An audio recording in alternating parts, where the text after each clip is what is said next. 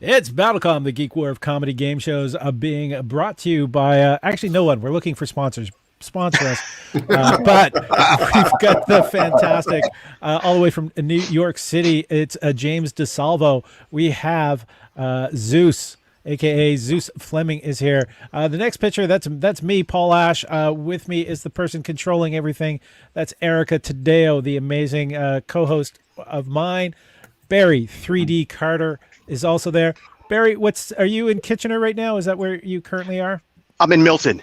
Milton. Yep. Sorry about that. I'm not sorry. I'm just sorry that you have to be there. And then we have from Halifax, it is Scotty Mars. So this is the Cross Canada edition of BattleCOM because Canada includes New York now. We're claiming it. That's what I've got to say. For those of you unfamiliar with BattleCOM is the Geek War of comedy game shows. What we do is we take 3 different topics. We've got these 4 performers who are going to be punching each other in the face with jokes, and then you decide who lives and who dies. Did I warn James and Zeus that there's going to be death? Your blood is on the line. All right. I mean, I'm from Welland, Ontario, so that's just normal play. Yeah. And again, I'm down. I've been married 31 years. Try and scare me. Bring it on. Right. I did this live once, and the front row got intestines all over them. It was really bad. Wow, that's way better than Gallagher. I bet to say the bloodiest Gallagher concert. And for anyone that wants to be prepared for the voting round, the way to vote, you want to make sure you're logged into Slido with the event code BC213. BC for BattleCOM 213, because this is Season 2, Episode 13 of BattleCOM. Everybody seems to be nice and excited. For those of you who are watching, I see that people are tuning in. Say hello. Tell us where you're watching from. We're going to get this kicked off with our first battle round. Let me make sure I got the battle slides set up. I was panicking at the last minute. I didn't know where everybody was. Barry hasn't even turned on his green screen. It's just like one of those kind of moments. Behind the scenes, Barry. That's what it was. Today, that's what it's going to be. It's just going to be green. Green. His screen has hulked out. It's not starting soon. It's starting now. Oh, wow. I didn't change the event code there. So ignore that. This is Season 2, Episode 13. Erica Taddeo, a stage manager, co-host, person extraordinaire. That's just me. And our battlefields. This is our sneak peek at our battlefields. We've got an Ontario person in here. Ruroshen is saying hello from Scarborough. So I don't know if Zeus is picking up a little on the back end, getting some people in to watch. Because Zeus, you're currently in Toronto. These are the hints for our battlefields for the people who are watching. Our first hint, but who wants sadness in a box? Who wants sadness in a box? I was lost number for a 2, it's hammeling it up. Hammeling it up. Not your best pun, Paul, but I appreciate the effort. Everyone, come on, give Paul an A for effort. Thank you. And they're so cool, but what? They came from what? Where? So, a lot of questions in that one. But first, we have our audience participation game. What we're going to do is we're going to show a mashup, and the audience will have time to think of it through the battle, and we'll call for your answers. But you get to name what this mashup is, and you, as the battlers, you get to judge what the audience suggests as a title for this mashup. Our first mashup. As Pooh prepared to beam down, he suddenly realized he was wearing a red shirt. So title that mashup. You notice he's not worried about not wearing pants. Because he doesn't have to worry about pooing them. Did we take a point away for that? We are getting started. Our first battlefield, official battlefield. Erica, do you want to run it? Do I want to run it? Yes, I do. Always that point in the show. We're trying to remember how to run things. Here it comes. Hey there, battlers. This is friend of the show, Sean Griffin. And I'm longtime lurker, Emily Slatter. And we just climbed that mountain in Devil's Lake, Wisconsin. Your first battlefield for the evening is, what is the most realistic board game? Good luck. There we go, Sean Griffin. And Sean Griffin just logged in time for that poo joke. Nice.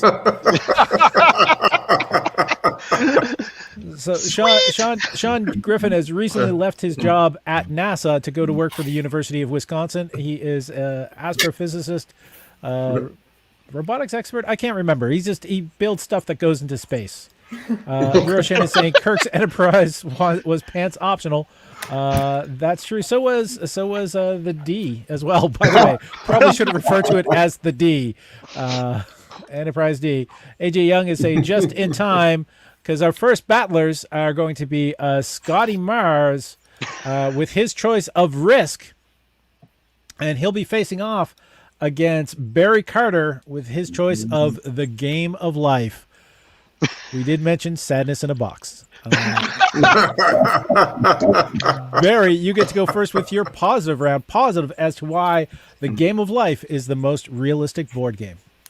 Very simple. It's called The Game of Life. It teaches you about life. So you can play the game drunk. You get to have kids. You get to get taxes. If this prepares you more than school prepares our teenagers. And there's no cell phones in there. So that's the only thing missing is social media. So this is an all positive thing for me. All right, Scotty. That was the fastest one ever. Boom! That's the nature of the game. Hit him fast, hit him hard. Also, what his dates say. Anyway, so I picked Risk because basically, think about Risk, right? It's a bunch of idiots sitting around trying to control the world. That's the world. It's a bunch of idiots sitting around strategically trying to figure out our lives and who rules us. It's a total metaphor for life. And it goes on forever, just like life. All right, vote. Get your votes in. We have the voting app is open. Go to slido.com. The event code is BC213. You can vote for Barry. You can vote for Scotty. And just as a reminder, you're not voting for who's right. You're voting for who's most entertaining. Because we learned from Fox News, it's not about being right.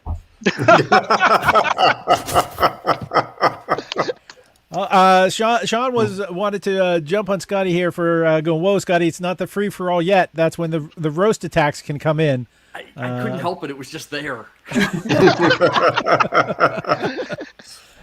Votes are coming in. We're seeing some have arrived, but less than half the people watching have voted. So I guess people might be having trouble logging into slido.com and going for the event code is BC as in Bravo Charlie or BattleCOM 213. Did we just change the name of the show to Bravo Charlie? Bravo, did we change it? You know what? I've had a hard time explaining. I've had a hard time explaining the idea that BattleCOM is short for Battle Comedy. I've been thinking about just going back to Battle Comedy. It was a Pokemon reference when the show originally started, like, oh God, 13, 14 years ago. But Sean Griffin saying, vote early, vote often.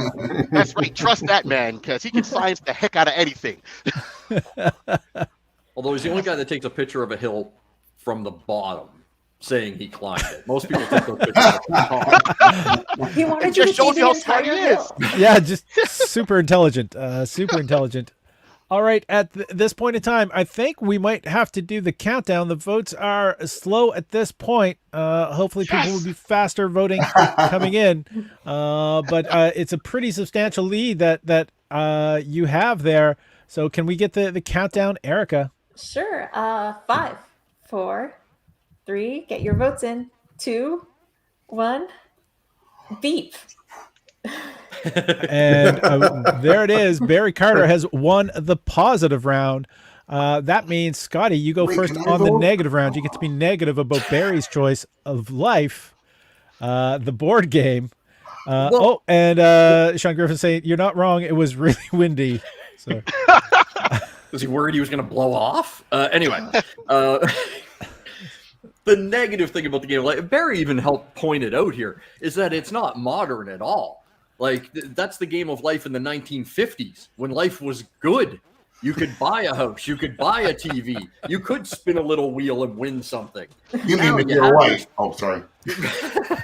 Now you have your cell phones and your social media. That's the game of the magical life. It's far from realistic anymore. Points taken, Scotty. Let's hear it from Barry. So I got to defend my choice? Oh, negative? No, negative about Risk as the most realistic board game. The game lied to you, man. How is it called Risk? Risk is that's not a risk. If you want to make a game called Risk, put in there a broken condom and said, "Who's the father?" That's the risk. Boom! Once again, hitting fast, hitting hard. Barry is in it to win it. Let's see the votes coming in. Strong arguments on behalf of Scotty, both of you being hilarious. I can't believe I'm doing color commentary on my own show. Votes are coming in so far. Barry seems to have the fan club. Scotty is yet to get on the board, even though he is such a strong contender. It might be the upward angle on the camera. Just it might be. You can see like up my DV. It's like an episode of Botched. Really. Get the nose hair clippers. If I put it down votes, on my votes are chest, still coming in, but we're still yet to see one for Scotty. Can I Marilyn Monroe this thing up? Like, It's the ultimate Gen X like selfie from down and below. Like we just don't really know. When your grandparents use a camera, it's like, is it? Can you see me? Hello? Is this on? How, are you seeing me? How am I snapping this chat? There it is. Sorry. What filter to use on my? I like this. picture. Barry brought the heat, making it very sweet. Sweet Barry, B-E. But he corrected himself by going Barry. Thank you. There it is. Scotty, I think you might have a chance now to go put some graphic novels underneath your camera. Because as Erica does the countdown, we might be you might have ended this round unless a lot of votes come in very quickly. So Erica, the countdown. All right. So from 5, 4, 3, 2, 1. 0 votes for Scotty. Sorry. There it is. Barry has taken the first half of the first battlefield in a sweep. So we are now going to go on to our next matchup. Our next matchup is actually two people who have this is their first battle each. So it's normally we'd like to pair it off, but we wanted to make sure that they could see how fast it is to begin with. Are we set for what is the most realistic board game? Our first contestant coming to the screen is James DeSalvo with his choice of the Ouija board. But the first to present will actually be our other performer, Zeus Fleming, with his choice of Monopoly. So this is your positive round. You get to be positive about your choice, Zeus. I don't know why I just called you Bruce, but I don't know. Maybe it's my striking resemblance to Bruce Campbell. I don't know. Not it, is it? So Monopoly, let's talk about this. Honestly, this is the most real-to-life game that's ever been invented. It teaches you how to use money, how to use it strategically to advance in life. And just like real life, I found out my girlfriend cheats just as much at that game as she did in me in real life. oh, Damn. going for the pity points. James DeSalvo, you get to be positive about your choice of the Ouija board. Good. Ouija board, again, most realistic game. Get you ready for business. All right? What? You're trying to get hold of someone? The call isn't going to go through. You're texting them. You're supposed to spell everything out slowly and wait for the message to come through. And when you do make contact, you're not really sure if it's the person you're trying to get hold of. They could be out there trying to kill you and want you dead. Who knows? That's what I got. Right. There we are. Get your votes in. The voting app is open. Hey, Zeus has already got a point on the board. Ooh. And we did get a comment from Sean Griffin saying, wow, I was not expecting Ouija. No. Ouija, by the way, is spelled like Ouija or Ouija, but that's we call it Ouija. Yep. Yes, It's we really do, lazy. Paul. Yes. It's a yes. There we go. It's definitely yes. Renditions are Ouija making a big comeback there. We're seeing a little bit of dissension in the voting. I But I think it's time to give that the count. Most people Alright. watching have voted. Oh, damn. All right. So then from 5, 4, 3. Oh, sorry. I said damn. I didn't mean to swear. 2, 1. Blasphemy! Blasphemy! There it is. The first point is going to Zeus. That means we're going to start the negative round with James. James, you get to be negative about Monopoly as the most realistic board game. Sure, Monopoly. Oh, realistic, because everyone can afford to buy property in Atlantic City. Let me borrow $1 million from my dad like Donald Trump and build a phallic casino. By the way, if you haven't been, the only thing that's realistic about this now is based in Atlantic City, home of meth, okay? That's how realistic it is right now. Everything's worthless, including the money. Right? There we go. Everything's worthless, including the money. That's the new selling point for Monopoly. Zeus, it's your turn to be negative about the Ouija board. Okay, for one, the Ouija board is not a game. There is no game associated with this. Let's think about what we're talking about here. Most realistic game. 2 things this thing doesn't have anything being associated with. 1 is a game. 2 is real. I don't care what you're saying. I know. I'm sorry if I offended the psychics out there and everyone else like that. But come on, folks. We're talking about a Ouija board where somebody's just pushing it. Come on, we've all played it. You know it was Jane. Jane was just pushing it, so we would say, really, Jane, what was wrong with your upbringing last week? I don't know. Come on. Vote! The voting app is open. Go to slido.com. The event code is BC213. Sean Griffin has a complaint. He's saying BattleCOM is a clean show, Erica. I'm so sorry. Darn it. I know. Fuck. Oh. Oh my! Wash your mouth out with holy water. Oh my goodness. Erica finally gets a cat, and that's when her mouth goes to potty. Wow. There it is. The votes are coming in. Again, just a reminder to the audience, you're voting for who's most entertaining, not necessarily who is right. Well, sorry, James, we just saw some shrinkage on your vote line, but... Welcome to my world. It's cold. It's cold, though. That's right. The votes are still coming in. There's votes still yet to come in at this point, but I think we're close. Erica, do you want to give it the long count to encourage people to get their votes in? Sure, when you put it like that. From 5, 4, 3, 2. All right, you said long count. 1. Beep. It looks like it is a sweep by Zeus. Zeus has won that round. And that brings us back at this point in time.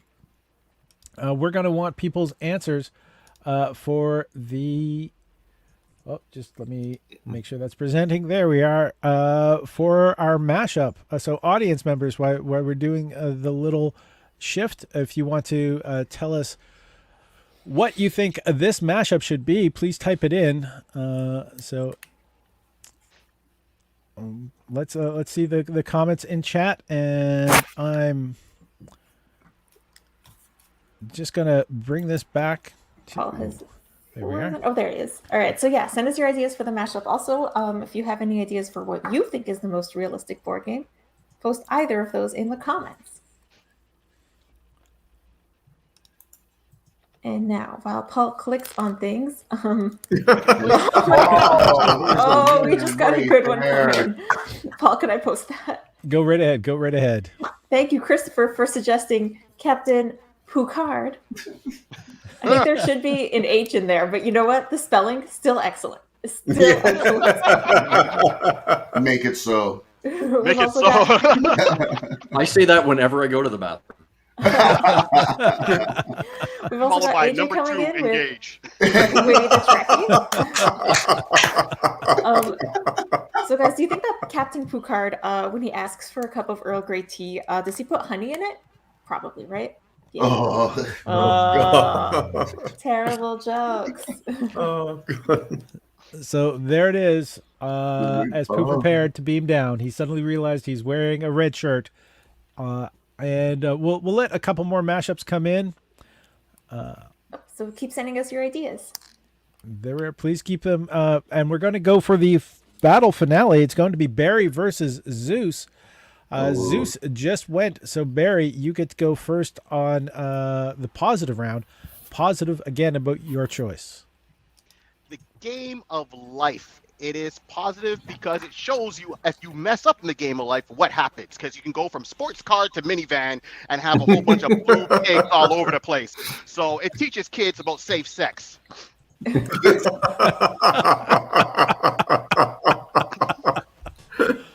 All right. Now this is your positive about your choice, Zeus. You'll get the negative round. Negative round will come up after we do the positive round. so I'm positive again with Monopoly. With Monopoly Well, as the most realistic board game. Well, here we talk about it, and we talked earlier about how realistic it could be, and yeah, not everybody could afford somewhere on Main Street, but you could afford somewhere over on Bleecker or one of the really poopier streets. I don't want to get in trouble from Erica. Let's be real, though, folks. If you screw up in this game, you go to jail. But if you don't go to jail and you make it through the year, it's just like tax season, and you get $200. You get the pass go, and just keep going on with the great game of Monopoly. As an entertainer, it's been a long time since I collected money on the tax season. AJ Young says, I'd be nervous hearing that you're up against Zeus. Let the lightning fly and let your votes fly. So this is the round finale. A being Barry, C being Zeus. Votes have started coming in, but they are slow to come in as of yet. Going to Slido.com, event code BC213. Come on, folks. Did we just hear a squeak out of Barry? Just Oh, it is tied up. What's going on? Ooh, snap. Oh, Zeus is bringing the thunder. I really like the fact that Barry is using a microphone that's from KTEL. Stop it. Leave my microphone alone. No, not Barry. Barry. Oh, see, I just have horrible headphones. I got these from work. It's wireless. Right. Too funny. All right, I think it is about time for the countdown, Erica. All right, counting down from 5, 4, 3, 2, 1, and that one goes to Zeus. Congratulations. Thank you. Boom, congratulations to Zeus. Zeus, you have got the first point in the board in the finale, and this is your very first BattleCOM against a very tough competitor, Barry. But that means Barry's going first on the negative round. Negative, you get to be negative about Monopoly. Very simple. No black man gets to go and get $200. He goes straight to jail. That's not realistic. Or maybe it is. It ain't fair, though.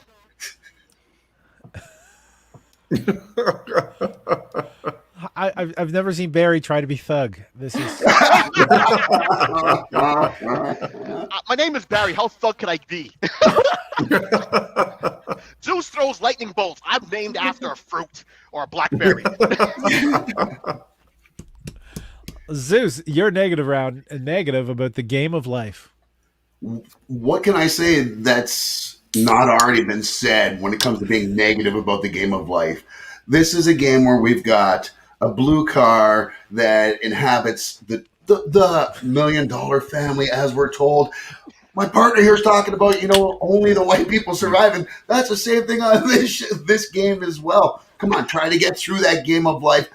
and try to make it through there without, not seeing your dad or your kid. Did I go there? I didn't mean to go there. Honestly, it's the game of life. And the game of life shouldn't be as cheery as that game is. And that game is a lot of fun. See what I did there? We may have to put up the suicide hotline just after that round. Zeus. So the voting is open. Go to Slido.com. It's BC 213 is the event code on Slido.com, or you can go sli.do.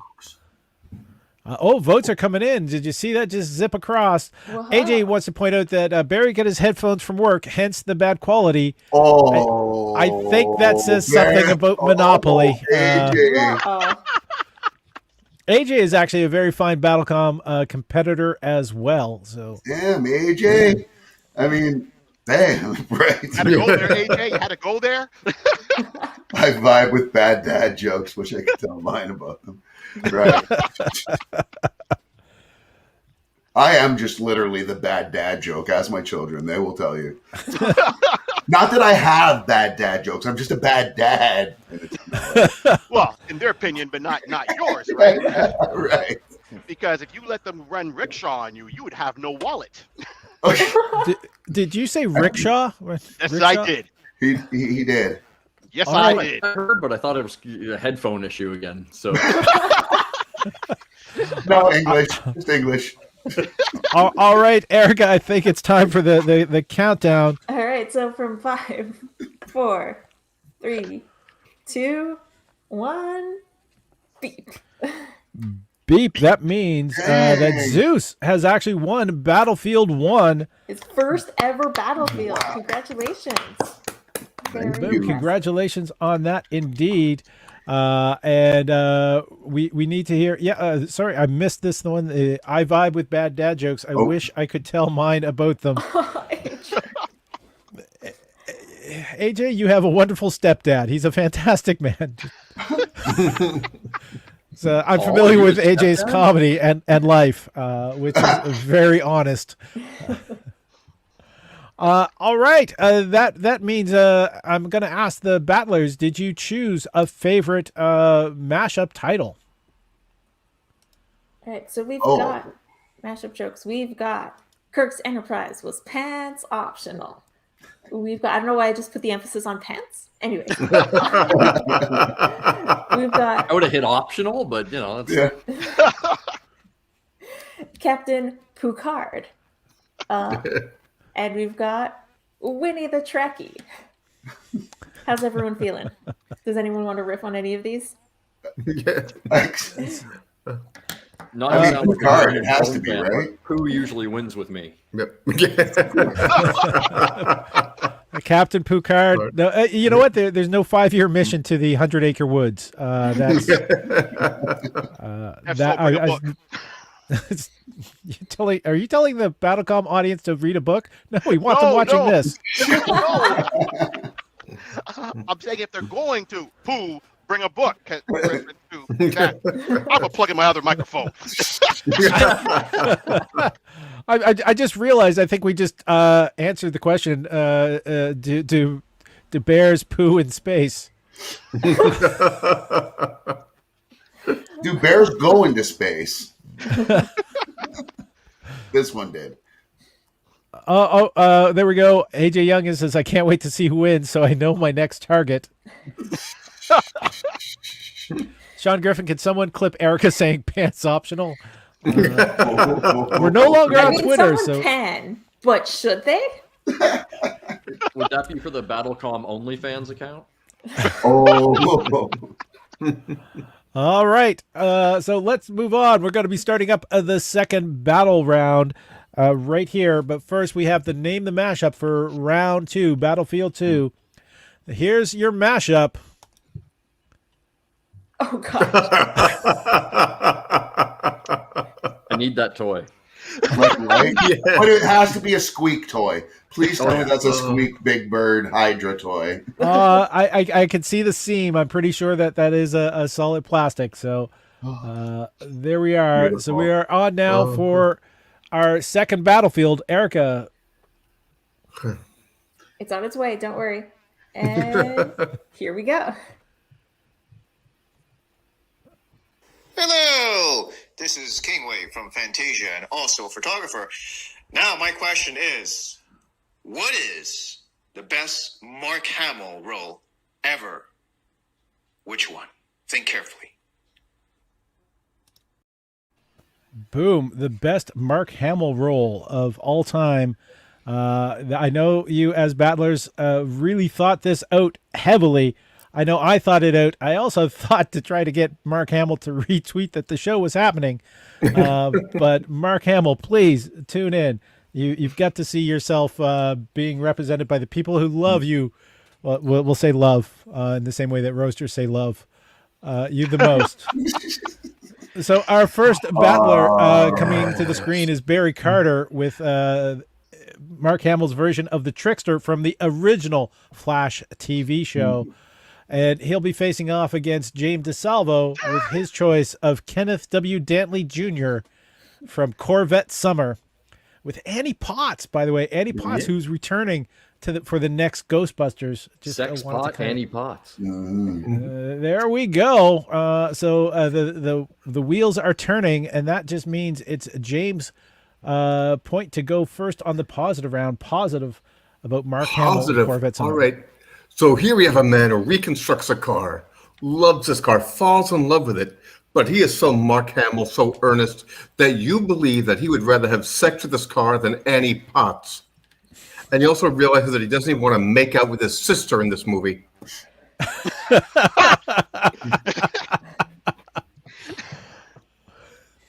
There we go. It is now positive by Barry. Barry, your choice of the Trickster from the original Flash TV show. Heck yes, absolutely the Trickster, because the Trickster, here's why it's iconic, okay? Last time we had a good supervillain on TV by DC in TV was Batman.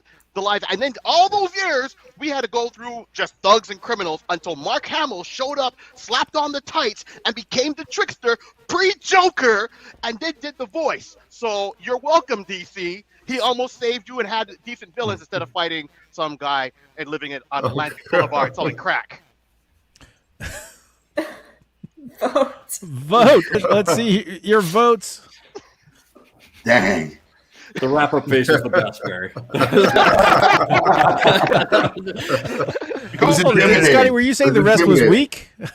No, It was but the wrap-up intimidating. face put it over the top. He just needed a cigarette and some sexy music to really sell it. AJ Young is saying he was so good as a Trickster in the new Flash. It was the only watchable episode. Ruroshen has also sent in his choice for the battle for the name the mashup. So we'll get that when we're announcing them. Hold it, where'd the votes go? I thought we brought the votes on screen. I don't know, Paul. You did that. I did that. That was my bad. Anyways, here's the votes. The votes are there. I need to turn my phone off, apparently. Anyways, get your votes in. Anyone else who hasn't posted their ideas for Monday mashup, it is never too late until we get to the end of this round, at which point it will be too late. But yeah, so you can do that. You can remind us how much you love Mark Hamill. You can like and subscribe. You can do all of those internet things. I'm going to just tell Mark Hamill that he should be tuning in.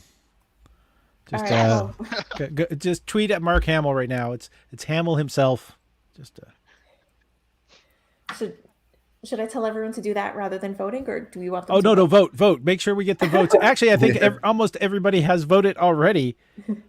So at this point in time, please, everybody. I think Erica, it's time for the count. Absolutely, I will do that countdown from 5, 4, 3, 2, 1.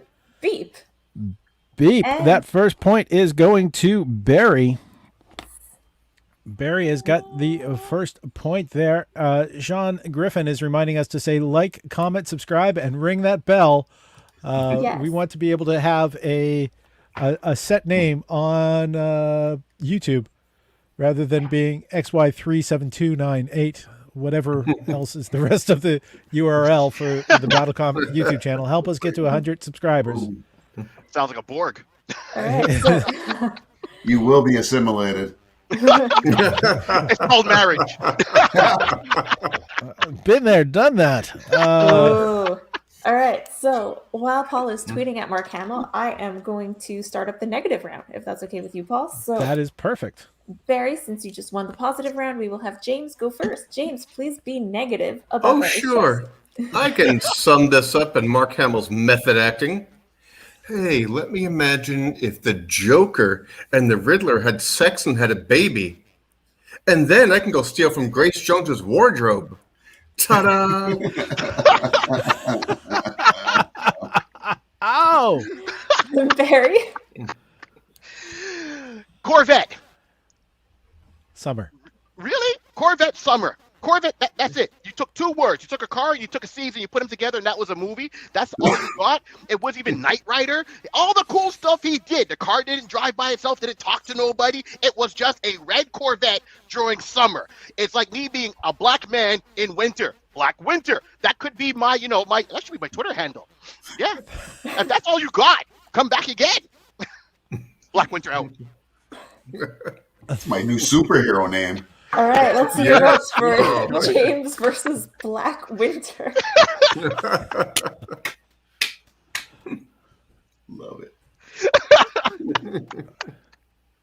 It's too good. And don't forget to go to battle.com. Event code BC213. I've already started picking shirts. Feel free to tweet this hashtag. Barry, you might want to copyright that very, very soon. And do it. let's all just get famous off of Black Winter. Let's do it. Can I get I like a voted consistent for producer Black credit on that? Winter. Heard it here first. Heard it here first. I think we're almost ready for the countdown, Erica. Buying Black Widow stuff. So for 5, 4, 3, I just realized I haven't gotten Scotty's thoughts on Black Widow, and I guess we're gonna have an interesting after show. 2, 1, beat, and that negative round goes to Barry, which means that Barry will be moving on to the final of this battle, and we can move on to our next matchup as soon as Paul is ready. I guess. There we are. I am almost set for this. That was a fantastic. By the way, anyone who's following us on Twitter, just retweet what I just tweeted at Hamill himself. Retweet the show if you're watching on Twitter, because we're on Twitter now. We used to be on Periscope, and now Twitter sort of has taken over Periscope, and that's One social media to rule them all. that is the way. So we have our winner from this round. And it turns out it is the Trickster from the original Flash TV show. But now we get to see Zeus Fleming with his choice of Cockknocker. By the way, that is the correct spelling of Cockknocker, according to IMDb. Of Cockknocker from Jay and Silent Bob Strike Back, faced off against Scotty Mars with his choice of Mark Hamill's Joker from the animated DC universe and video games. So Scotty, coming to the screen second, will be going first. There we go. In the positive round. Positive about your choice. Well, first off, I mean, this is Mark Hamill's role. If you've done a role where you eclipsed Nicholson, Ledger, Leto, Cesar Romero, then you have done an incredible job. And it's a role that he can still do today, even being all bloated and puffy like he is now. Oh, yeah. We're getting winners. I hope you're not watching, Mark. I love you. I thought this was the positive round. Right? Where was the positivity? Where was the love? You want to talk about love? You want to talk about Cockknocker? There is no more love than putting the two words cock knocker together. No, honestly though, let's think about this. It's Mark Hamill playing a takeoff of basically Darth Vader and the Joker. How much better can you get? You're taking two of the most iconic roles or IPs that he's been associated with, Star Wars and of course the Joker, and mashing those up together, and then you're going to throw in the Gen X attitude of Kevin Smith and making him cock knocker. I mean, come on. That's it. Vote. Get your votes in. Scotty with the Joker, Zeus with Cockknocker, which I spelled incorrectly there. I just realized. Cheers. I swear it's pop. And AJ Young, I got to point out, AJ Young is my vote was for Black Winter. Just Oh, good. We're gonna make So this a thing. Mark Hamill's going to play Black Winter in the movie. Copyright. It has to be easy. BattleCOM the movie. I mean, come on. If anyone should play Black Winter, obvious joke alert, it should be Scarlett Johansson. Oh. Really? As if Ghost in the Shell wasn't enough? Hey, she already did Ghost in the Shell, and she looks so Asian, doesn't she? Yeah. Right. She was almost as good as Matt Damon in The Great Wall of China. Oh, but defending a Wasn't movie, he he was supposed written to as be a Portuguese, European. Yeah. True. Same with Tom Cruise in Last Samurai. Yes, But let's it's a talk true about story, Gods right? of Egypt. AJ is actually just realizing that Kevin Smith is his dad. Man, oh man, did Kevin Smith ever raise me? You and every other white guy I know, AJ. I have a Black quick- guy right here. Sorry, I didn't mean to. I have a quick question. Other races. Is Black Winter like basically Black Widow, but with one metal arm? From Wakanda. I was going to say Wakanda. different metal body But parts. we have to be from Ship Wakanda. name. Yeah, you just got it. All right. I love it. He's T'Challa's long lost brother. Russians kidnap him to study the different area, replace it with something metal, and buy. Anyway. Oh, And right. that's What If season 3. There we go. Actually, That's get it What on If now. After It Dark, needs I it. believe. What If Love After it. Dark. We're going for the votes. The votes seem to be in. Erica, you want to give us a countdown so we All can right. declare a winner? Let's make it a short count from 3, 2, 1, beep. And that one goes to Zeus. Zeus has the point on the board. like We to are thank- now. My mother and my cousin for voting. All this shows proves is that I have no friends. That's really all this does. Your wife has voted for you in the past. I know. She has. She doesn't vote for me anymore. Aw. I e-transferred her $50 though, honestly. That's okay. I can use the cash. So half of it's his. Scotty, you are going first on the negative round. We're getting a little bit of chop. You might want to just go to the cam mic settings and just drop down.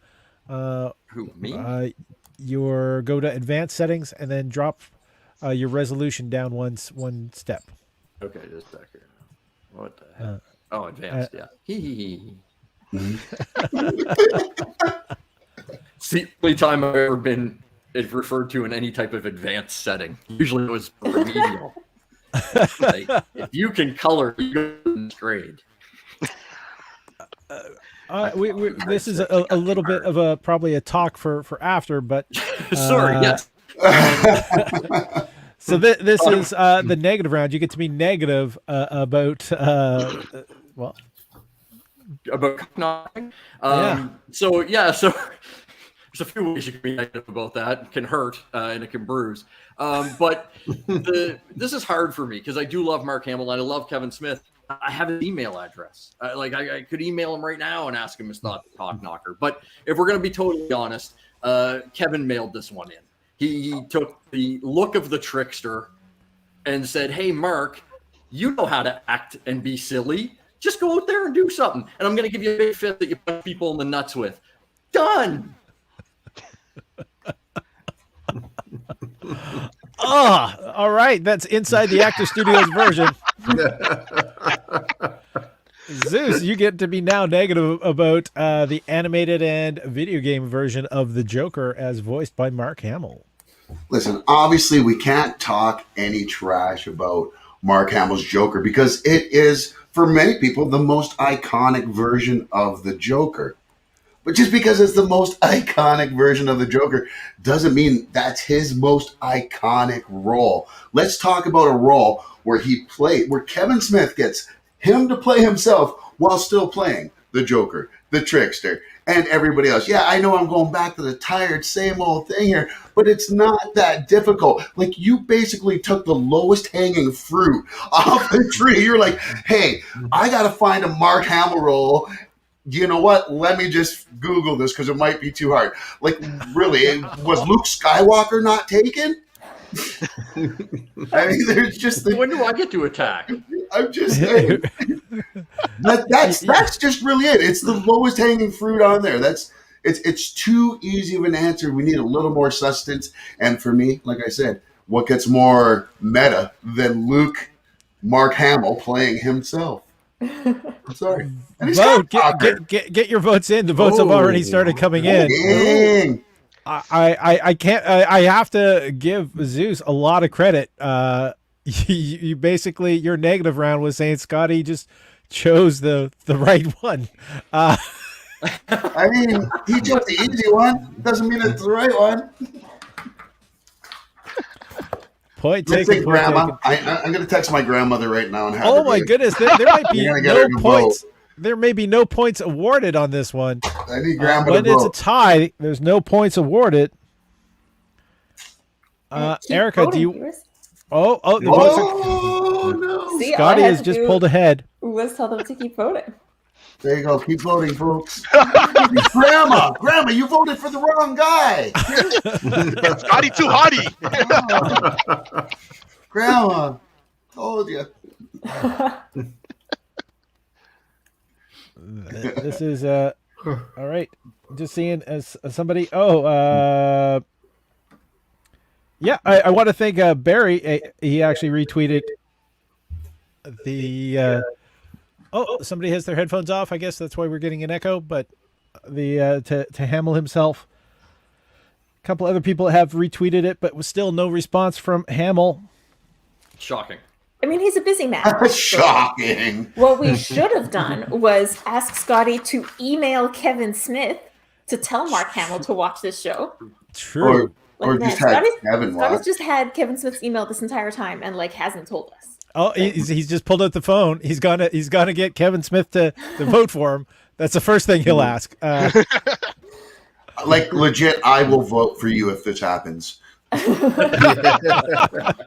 Kevin Smith votes for you after you say on the entire internet that his movie was bad, that's No. He just said the character was mailed in. Just okay, yeah. I misunderstood.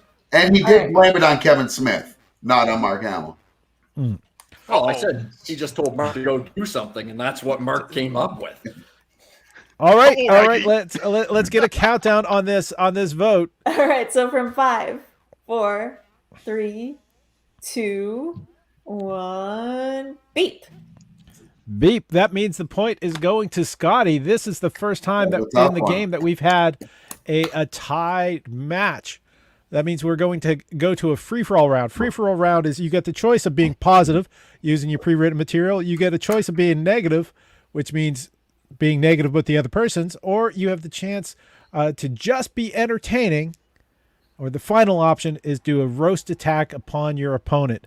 Zeus, you get to go first for the free-for-all round. Glad I'm not going first.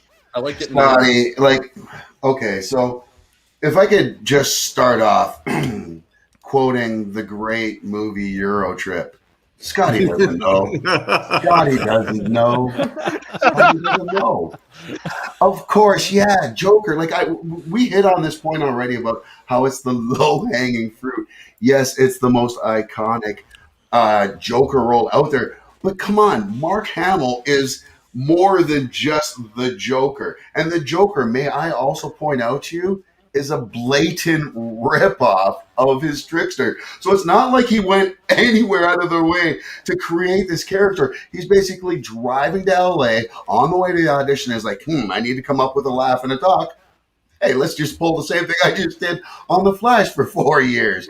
We'll just rebrand it. You polish a piece of turd, it's still a piece of turd. Just saying. Ow! All over the point. But still very. That is actually. Oh, okay. I thought Scotty was frozen. There was Nope. So first off, I would like to thank Zeus's grandmother for the votes. I'm glad that she appreciates talent when she sees it. The other thing is that Zeus, you're going, I'm picking the low-hanging fruit, but yet you went, oh, what do geeks like? They like Mark Hamill. They love Kevin Smith. His one, then I'll win. And you're going, oh, all he did was Trickster voice. That's the same freaking voice as Cockknocker. There's no difference. You can't shit on him for doing the same voice in the Joker that he does in Trickster. I'm fairly certain if they let him do that voice in The Mandalorian, he would have pulled it there too. That's all he's got. That's it. And if it should be his best and most iconic role, it should be in something people actually saw. boom. The votes have already started coming in. Oh, there. Sean Griffin is saying, I'm not going to lie, I have seen literally zero of the films mentioned during this round, save Star Wars, which wasn't even mentioned by name. Hashtag shame. I don't know if Sean's shaming us or he's feeling the shame himself. I think he's feeling the shame himself. I mentioned it. Oh, oh, thanks, Grandma. You got it right this time. Oh, Grandma! You realize that you voted for me and you're like, oh, screw it. Oh, I'm going back to Scotty. Scotty's too hotty.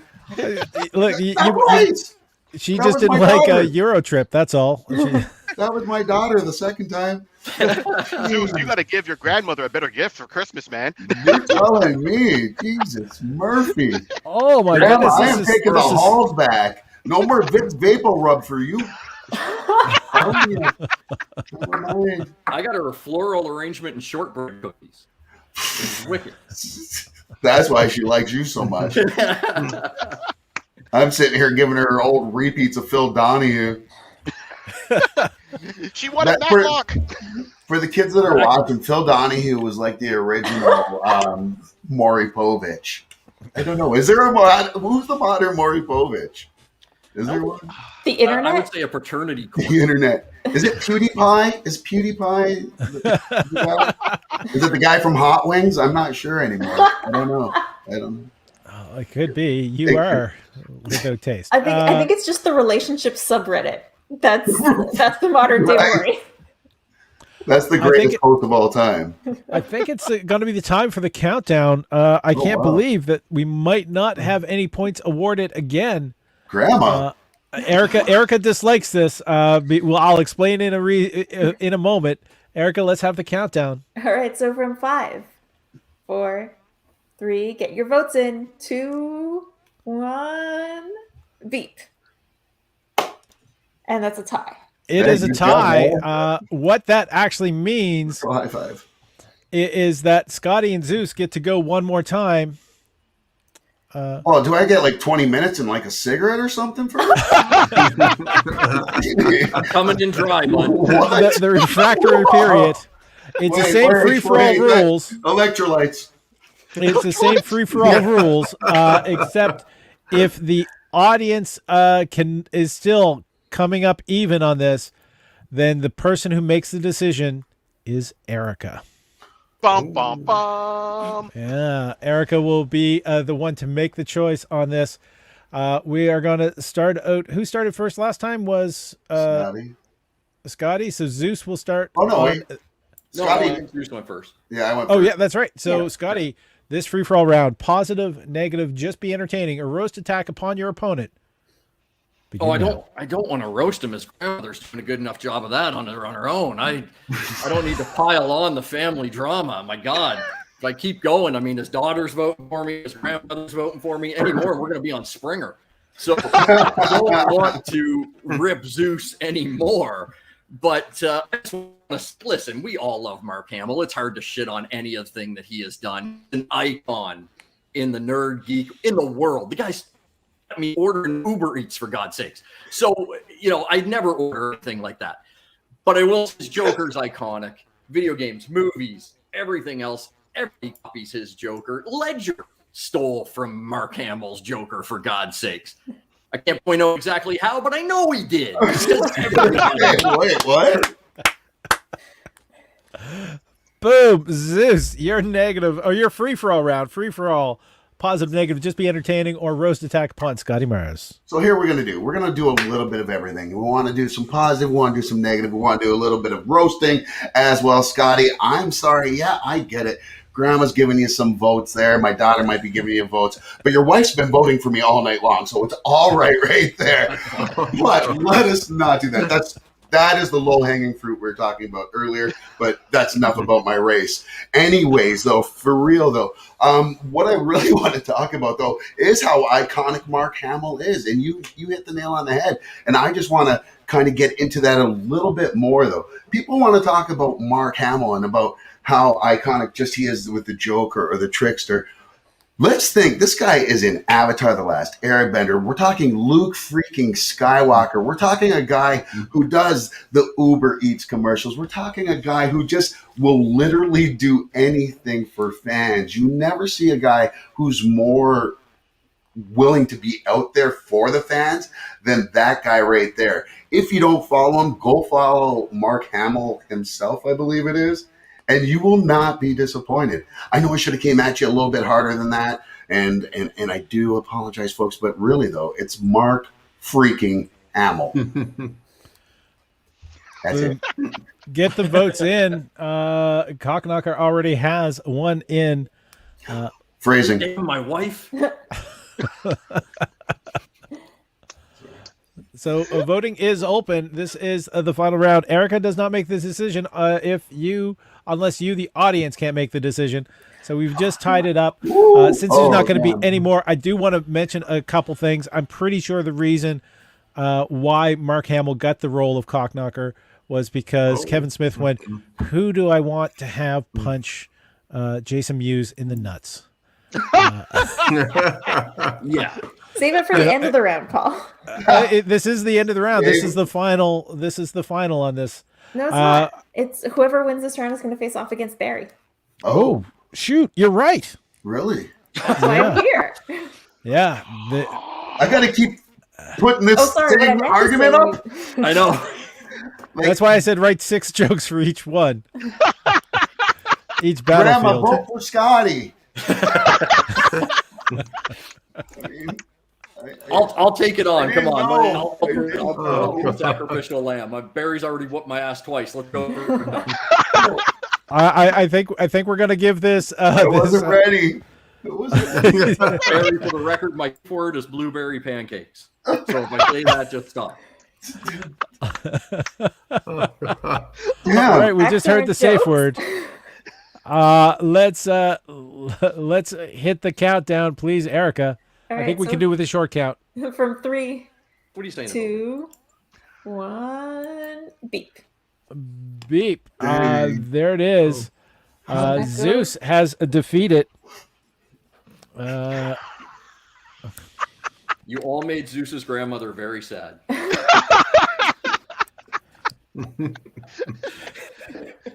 All right. So she's not the only one in the family. Before we head into the final, let me just remind you that this is our Monday mashup. So if anyone would like to name this, feel free to post your ideas in the comments. So great. I'm going to take that off our screens now. Also, feel free to post what your favorite Mark Hamill role is. If it's not any of the 4 extremely obvious choices that our comedians had tonight. I mean, I really don't think there are any other roles that Mark Hamill is known for. You know, those are really the only ones. There were some that were mentioned. I mean, his animation work is huge. I want to. Okay, no, this it's really is one just thing. these 4 roles. Mark Hamill has not done any other movies other than the 4 roles that our battlers have chosen. He definitely has not. Whoa. Now, are we including sorry, his Erica, work can you on just show us your Muppet Show? T-shirt again, please? Oh, you mean this T-shirt? Oh, I thought that was Game of Thrones. I thought you were joking when you said No, I was joking. Totally joking. Mark Hamill was on Game of Thrones. Oh, He was. He played The voice of some the guy dragon. with a weird name. I don't know. When we first came on and Erica came on, I commented that I loved her Lannister twin shirt. And I really thought that he was joking. He did, Sean. All right, yeah, Right, and it's a Sean good Griffin guy. is pointing out that he did play someone in Wing Commander 3, which was supposed to be a huge changeover because they used actual films, and that's also why Jon Stewart stopped doing the late night night? show. Daily Yeah, show. the interview that he had with oh shoot, my brain is going. The guy from A Clockwork Orange. Oh, Malcolm McDowell. Malcolm McDowell? yeah, Malcolm. Roddy McDowell or Malcolm McDowell? Malcolm. No. Malcolm McDowell. I'll tell you that kind of story in a bit. Erica is starting fights in the chat. You know me, just Oh, start. Chucky, Oh. that's right. Yeah, he did voice Chucky. Skeletor in the new He-Man. Yeah, he's Oh, still- sure. Ooh. Like, and everybody's hating on that, and I'm sorry, but as a Gen Xer who grew up with it, I love this show. All over it. It's All so over it. good. So good. This may be I'm sorry, pushing Paul. people are I'm- because Tila is mostly the lead, and it scares their masculinity. Yeah. Exactly. And it's But it just, makes sense. Yeah, it's the opening story arc. That's I it. know. Yeah, But it's But- a story arc from the original show. Exactly. Like, come on, people, get with it. And let's not And I- forget the original Guyver movie, Bio Booster Armor. Mark Hamill was in that one too. Yeah. That's one of my Yeah. favorites. I All think right. Oh, sorry. Yeah. Go ahead. We have the final battle to get to. I want to point out that with Chucky, it's probably the most realistic one because, like, you can always give the Chucky doll to any kid who is terminally ill because he's going to be their friend to the end. All right, that was too dark. That was too dark. Wow. Wow. Let's get the Moving on to the final. I was worried about never being invited back on the show. All right, so just as a reminder, Invite me I don't know where the bar is. I'm like, whew. in honor of Mark Oh, Hamill's Yeah, right. In honor of Mark Hamill's birthday, we are debating his greatest roles. So we'll start with the positive round. Barry, please be positive about your choice. Very simple. Mark Hamill came out, and now people don't know about theater. They don't watch, the Technicolor Dreamcoat, but the Trickster looked like he wore the Technicolor Dreamcoat. The Trickster is awesome. You can't go wrong with that. All it is said, he gave us a proper villain from the time, fighting a proper hero, and he made that hero better. That's all it is. He was a godfather of every DC villain to come after him. He set the bar. Come at me, bro.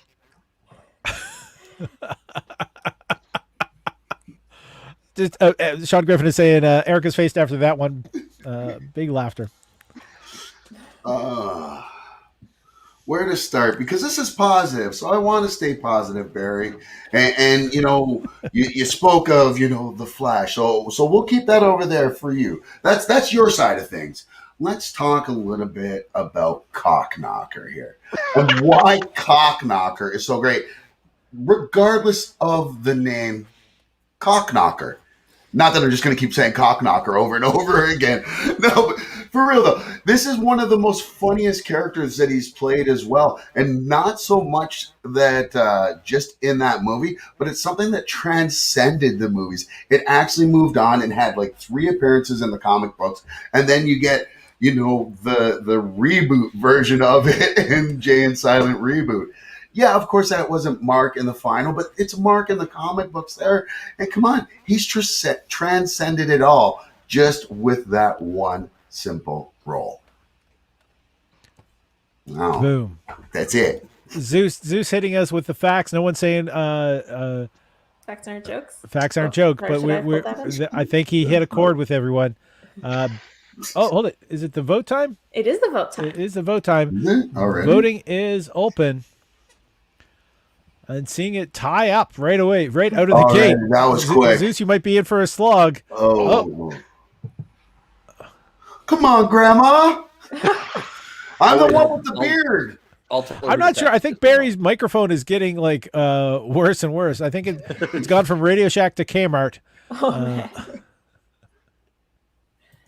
Come on, Grandma. Remember, I'm the one with the beard. I'm the paper brown bag. Paper brown. Paper brown. Sorry. All right. How are we doing on votes, Paul? I think it is about time to make the call. All right. In that case, we will count down from 5, 4, 3, 2, 1. Beep. And that round goes to Zeus. Congratulations, Zeus. Thank you, That means that is Barry, you get to go first in the negative round. Barry has switched out headphones, but he is currently muted. So what you might need to do, Barry, is go into cam mic settings and use your hit audio and select the proper microphone. He's back. You're back. There it is. I'm back. And I sound better now? You can hear me better? Oh, yeah. Okay, You're here no we longer go. underwater. Freaking cheap work stuff. All right, there we go. And I'm back. So, I get what he's saying. So we're talking about the negative round on Cock Knocker. His name, Cock Knocker. Really? Cock Knocker. You couldn't think of anything? That's up there like Fisto being taken the wrong way. I mean, Cock Knocker it's not a name. That sounds like something a 6-year-old would do when they're at the schoolyard and he calls up his buddy. He's like, hey man, come over here. Cock Knocker. Right? It's like, it sounds like a very cheap game you play when you're 6, not the name of a supervillain. So I mean, if the basis was just to punch Jason Mewes in the nuts, shoot, you could have paid me $50 and I would have done it. Would have saved your money, Kevin.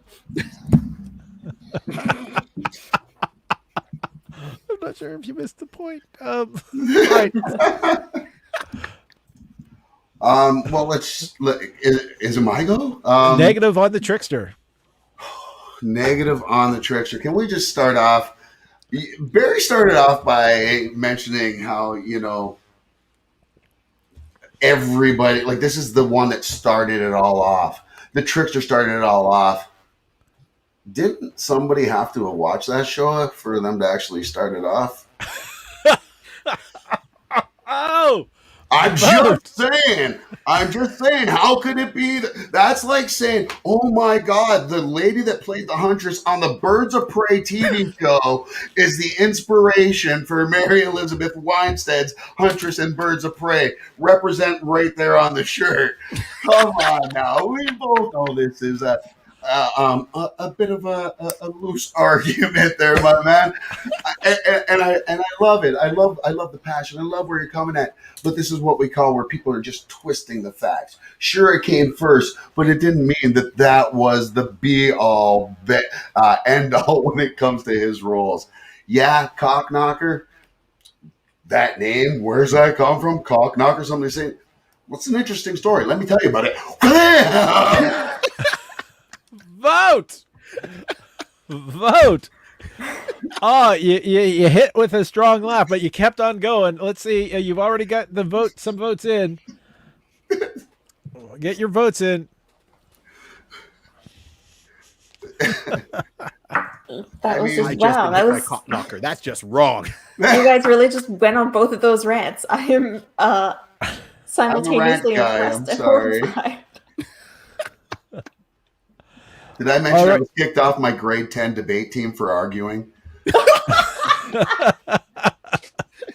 Oh, you were built for the internet. This is I think, Erica, we can probably give that a count right away. All right, so let's count down from 5, 4, 3, 2, 1. Beep. And negative round goes to Zeus, which means that congratulations, Zeus, you have won this entire battle. You have won your first 2 battles in a row in your personal BattleCOM history. I mean, indeed. I want to thank the little people first. Mostly the 7 dwarfs. No, I'm sorry. I'm a dad, so my jokes aren't funny unless you like dad jokes. They're not original either. All right. I just at this point, we want to wish a happy 70th birthday to Mark Hamill. If he's watching, please. You've inspired us with all the roles that you have played, and definitely have made us happily geeks. So happy birthday to you. I'm pretty excited by all that. If we can get him to watch that, that would be great. But I don't care. I just want to state this. I do want to state one little piece of Mark Hamill history that I learned this week. That there was a terminally ill child who wanted to meet Luke Skywalker, and this was around the time of Empire, I think it was.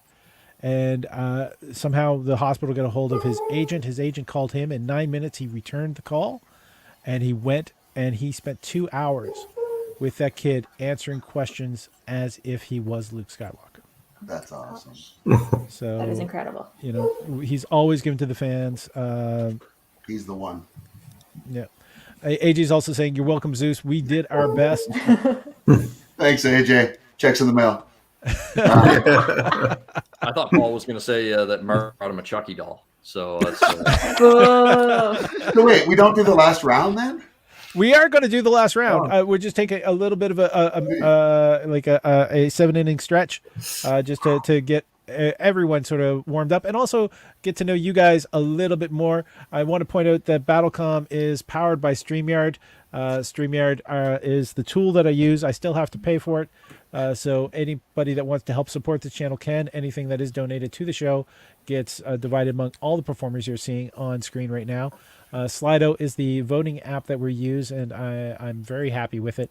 I'm thankful that they make it is so easy so people can toggle back and forth between the show and StreamYard and the voting app to get their votes in. So how you can donate is just Linktree or linktr.ee/Paul Ash. The first thing is buy me a drink. That's a PayPal donation. You can make a donation there, and that will be divided among all the performers you're seeing on screen right now. So the name the mashup we haven't got to, but as of yet. But I want to just take a second. James has been fairly quiet so far through the show. James, you are a comedian based out of New York City. What's your claim to fame? You were recommended highly as a geek pop culture comedian by Jim Adrinos of all people, the person that wrote the Complete Idiot's Guide to Writing Comedy. Yeah. My claim to fame, I'm the only person never on Law and Order in New York City. Even the junkie who lived in my stoop got on. The Chinese restaurant in the bottom of my building got on there. Lo Mein has more screen time than I do. That's how bad it is. Yeah. Scotty, you've recently changed jobs since the last time that you were on BattleCOM. Yeah. You got back to your original passion. Yes, I am working corner once again. No, I'm back in the radio game. Yeah, it's we launched a new station here in Halifax. For those that don't know me, I'm meeting you guys for the first time. I was a radio guy for a long time, and got out of it for a little bit. And much like the mafia, that's really the long and short. It's been fun so far. We've only been on since the July 19th was launch day. So yeah. Congratulations for getting back into it. Barry has been. James just popped out. You may have heard those sad dog noises. So right. Yeah, so she needs to go. I'll be right back. All right. It sounds very sinister, but I hope she's okay. I know. Just to be in Law and Order. The dog actually got on. Barry, you've over the pandemic, you actually launched a couple video podcasts as well. They are Iconis, which I'm very familiar with, Touch of Gray, and now that shows are opening up again, you're performing live once more. Yeah. So I'm very happy about that. I mean, people can go to my website, barry3d.com, and find where I put everything. I put up a lot of blogs on there and tour dates where I'm going to be if it's local or not. Some places have opened up, so I've had the opportunity to kind of go around and took the opportunity to work with the comedy troupe I'm a part of, which is A Touch of Grace. We have like 80 videos, and we're about to kick off our second season. So we're like The View. We're just different guys. That's all it is. I tell people we're like the Plastic Cup Boys, or like from Kevin Hart, or if you want to look at blue collar comedy, but we're Canadian and we're a multicultural group of comedians that do this, talk about all topics on there. And the other passion project is Iconist. So the Iconist podcast, you can find it on Podbeam. So iconist.podbeam.com. We're on Spotify. We're on iTunes and all that. And we drop videos. Sorry, we drop the audio every Wednesday. And what we do is we go over superheroes. We give a little bit of history, and then we fan cast them. And it's usually me and my cousin. We have guests on, and then we debate it. And then that's the whole show. So videos on Tuesday on that show, and Wednesday you'll see the audio come through on for any podcast streaming thing that you use, you young people. And sometime in the next 2 months, I'm being a guest to talk about Grimjack. Yes, you are. Which is an intellectual property now owned or at least optioned by the Russo brothers. Since they've left Marvel, maybe we'll see it a little bit more. They've left them for now. For now. We'll see. Money talks. So yeah, but yes, you're definitely coming on to talk about Grimjack. So that episode's already slated to be on in November, like early November, when your episode's going to drop. Even though we haven't done it yet, that's what we have it slated for. So we are going to have you in very soon to get that done. And just before we get to Zeus, Sean Griffin wants to mention, does anyone else remember when we tried to use Twitter polls for voting and Paul got banned in like 3 minutes? Yeah, we tested Twitter polling as a means to vote because I thought Twitter would be the easy way to do it. And apparently if you put up like 3 votes in a half an hour, Twitter says you're doing it too much and deletes your account. Or shuts down your account. So thank you again to Slido. Zeus, you are a new cast member here to BattleCOM. What's your background? If people can't see the big Rat G TV behind you, you also kill it on. Oh, look at that! Whoops! You also kill it on TikTok as well. And it's funny. People say I kill it on TikTok, and you can follow me there, Zeus Fleming. One M, not 2. But really, my TikTok videos don't do all that well. For some reason, they do a lot better on Facebook. People are always like, "Oh, I love your TikTok videos." I'm like, "Where'd you see it?" And they're like, "On Facebook." Which sure, because I'm old, and that's what we do. We TikTok, and our people are on Facebook. But this Rat GTV thing you see behind me is I have a page that I've had on Facebook since 2011, I think. Ryan's All Things Geek. Ryan's my real name. The Zeus things are a long story. But on the page, we do everything. We fan cast. We bring you the latest pop culture news. We put up memes, a lot of silly stuff like that. And then once a week, we do a live stream show that used to be an online radio show on 103.7 FM, which is Ryan's All Things Geek. And we talk to I think we just hit the 100,000 follower mark like a couple days ago. So nice. Yeah, and we're on every Saturday night, 6 Eastern.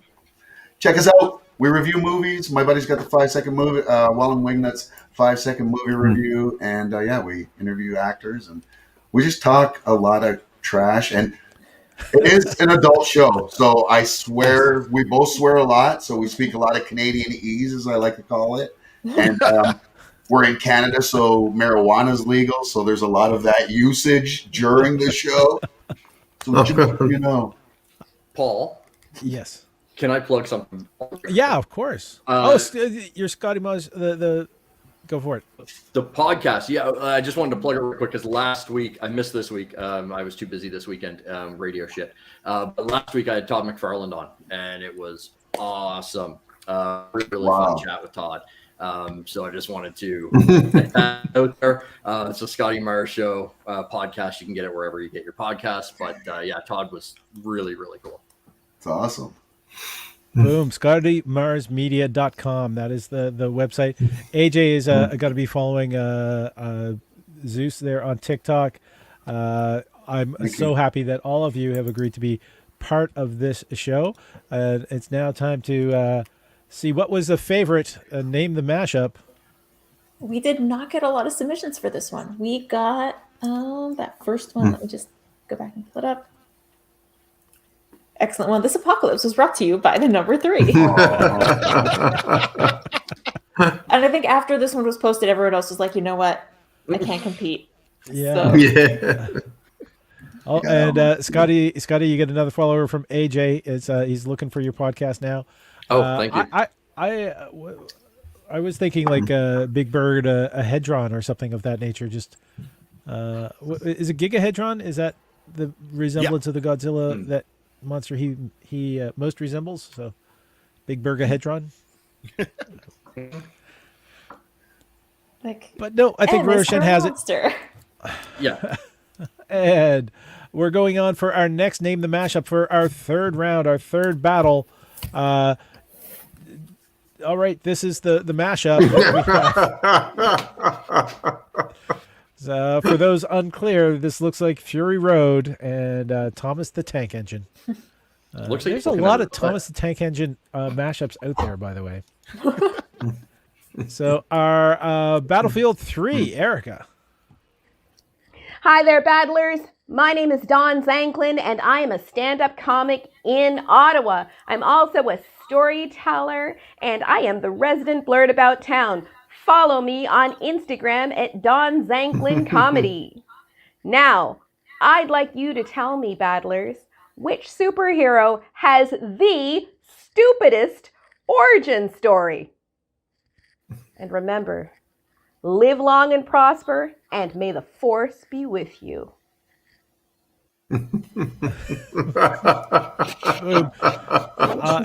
Sean Griffin wants to point out that mashups are not his forte unless it's potatoes. He does look Irish. Oh, hey, what? All right. Oh no! Oh shoot, the animation didn't work. But Barry Carter is going to be facing off. He's the first one to the screen with his choice of Black Condor from the Freedom Fighters, the original Black Condor, because DC is up to a Black Condor number 3 at this point in time. And he's facing off against Zeus Fleming with the choice of Jason Todd. And all the various origins that character has had. So going first, it is the unstoppable Zeus Fleming. I don't know if I just jinxed it by saying that. I think you did. Positive round. But you know what? I could maybe take the gas or the foot off the gas pedal just a little bit here, knowing how things worked out there. But let's talk about this character of Jason Todd. I know everybody loves the Red Hood. The Red Hood is a fantastic character, but let's talk about his origin or origins. This guy started off as basically a ginger ripoff of Dick Grayson. He had I swear people always think of him stealing the hubcap off of Batman's Batmobile. That's not his original origin. His original origin was he was a circus performer just like Dick, and his parents were murdered in front of him while they were performing together just like Dick's parents. Only difference was it was Killer Croc. And Jason, as we saw in the picture earlier that they had up there, Jason had this horrible outfit that he wore and had his carrot top popping right out the top there. And it was just so bad. They not only did they dye his hair black, change him to look just like that, change his origin so that he was more badass, if you will, as a street thug. And can we just get to the point where the fans actually voted to kill this man off? Snap. Just saying. All right. There we go. Barry, you get to be positive about sorry, the worst superhero origin with Black Condor number 1.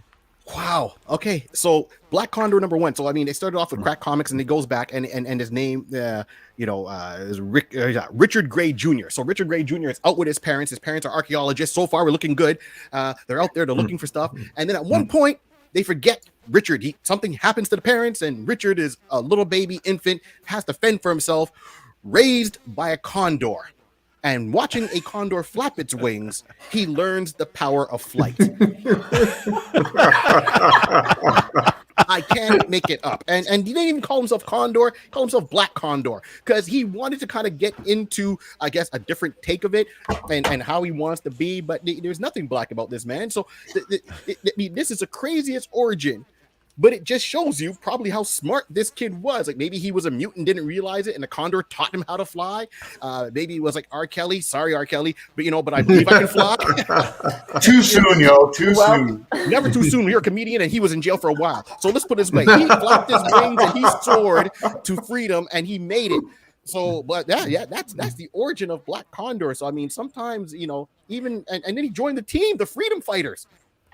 Okay, all right. It worked in the 60s. The voting is open just to show how pigmentally challenged the Black Condor is, and also the many different hairstyles of Jason Todd. We are there. So get your votes in. He's a mess. Jason Todd is a mess. Yes, he is. Especially after that crowbar. There's spoilers. And it's funny because the Joker made his hair go back to red. Oh. Look at that. There's the red hood. Oh, I love it. Love it. Funko Pop. The votes are coming in. Dang. All right, keep getting your votes in. Don't forget to send us ideas for your Hey, votes. Oh no, not a tie. Like that. Grandma! Grandma! Come Hit on, the red Grandma! button. The beard, I told you. Give it the long count, Erica. All right, so from 5. You know what I think it is? 4. I think that all of the white voters are afraid to choose one or the other. What I do is just keep this shit simple and down the middle. We're not taking any chances. It's 2021. We don't want to get canceled just for voting. If it tilts any other way, I'm calling people and getting them to vote. Whereas in Florida, they just cancel voting. Right. 3, 2, Zeus might be right. 1, beep. All right, and No points awarded. that's a tie. No points awarded. That means that we are going to be moving on to the negative round with no points awarded. Let's see where we can go. Barry, you get to be negative. Negative on about Jason Todd. It's Jason Todd. As you pointed out before, right? You pointed out before, it's Jason Todd. He started off with red hair, right? And as the comments was said, he got hit with a crowbar. He got red hair. And then he turned around and he calls himself the Red Hood. This guy wants to get punched in the face. I mean, no one remembers the red hair, but everyone remembers him carjacking the Batmobile. Like, really? The one time Batman didn't put on the alarm system, this guy turns around and steals the wheels to the Batmobile. He didn't even steal the Batmobile. He stole the wheels of the Batmobile. How stupid are you just to take part of the coolest vehicle that exists instead of the whole it's like showing up and eating the icing off the cake, but then you don't walk out with the cake. It's like, really? Just get the diabetes? Okay, good for you. Good for you. He gets 5 across the eyes. I mean, Jason Todd. Zeus, negative about the Black Condor. Okay. For It's one. the origin story, yes. Exactly. And let's try to keep in mind what we're doing here is the topic is the worst origin story. And Barry, you did all my arguing for me there for why Jason Todd has the worst origin story out there. Black Condor has the most vanilla, the most chocolate in this case. The most basic superhero origin. Who is he? Tarzan? Who is he? Khazar? Who is he? Fill in the blank. Orphan who gets lost with some animals and learns their traits. It is literally the most boring. There's nothing stupid about it. It's just lazy. And I'm sorry, he joined the Freedom Fighters.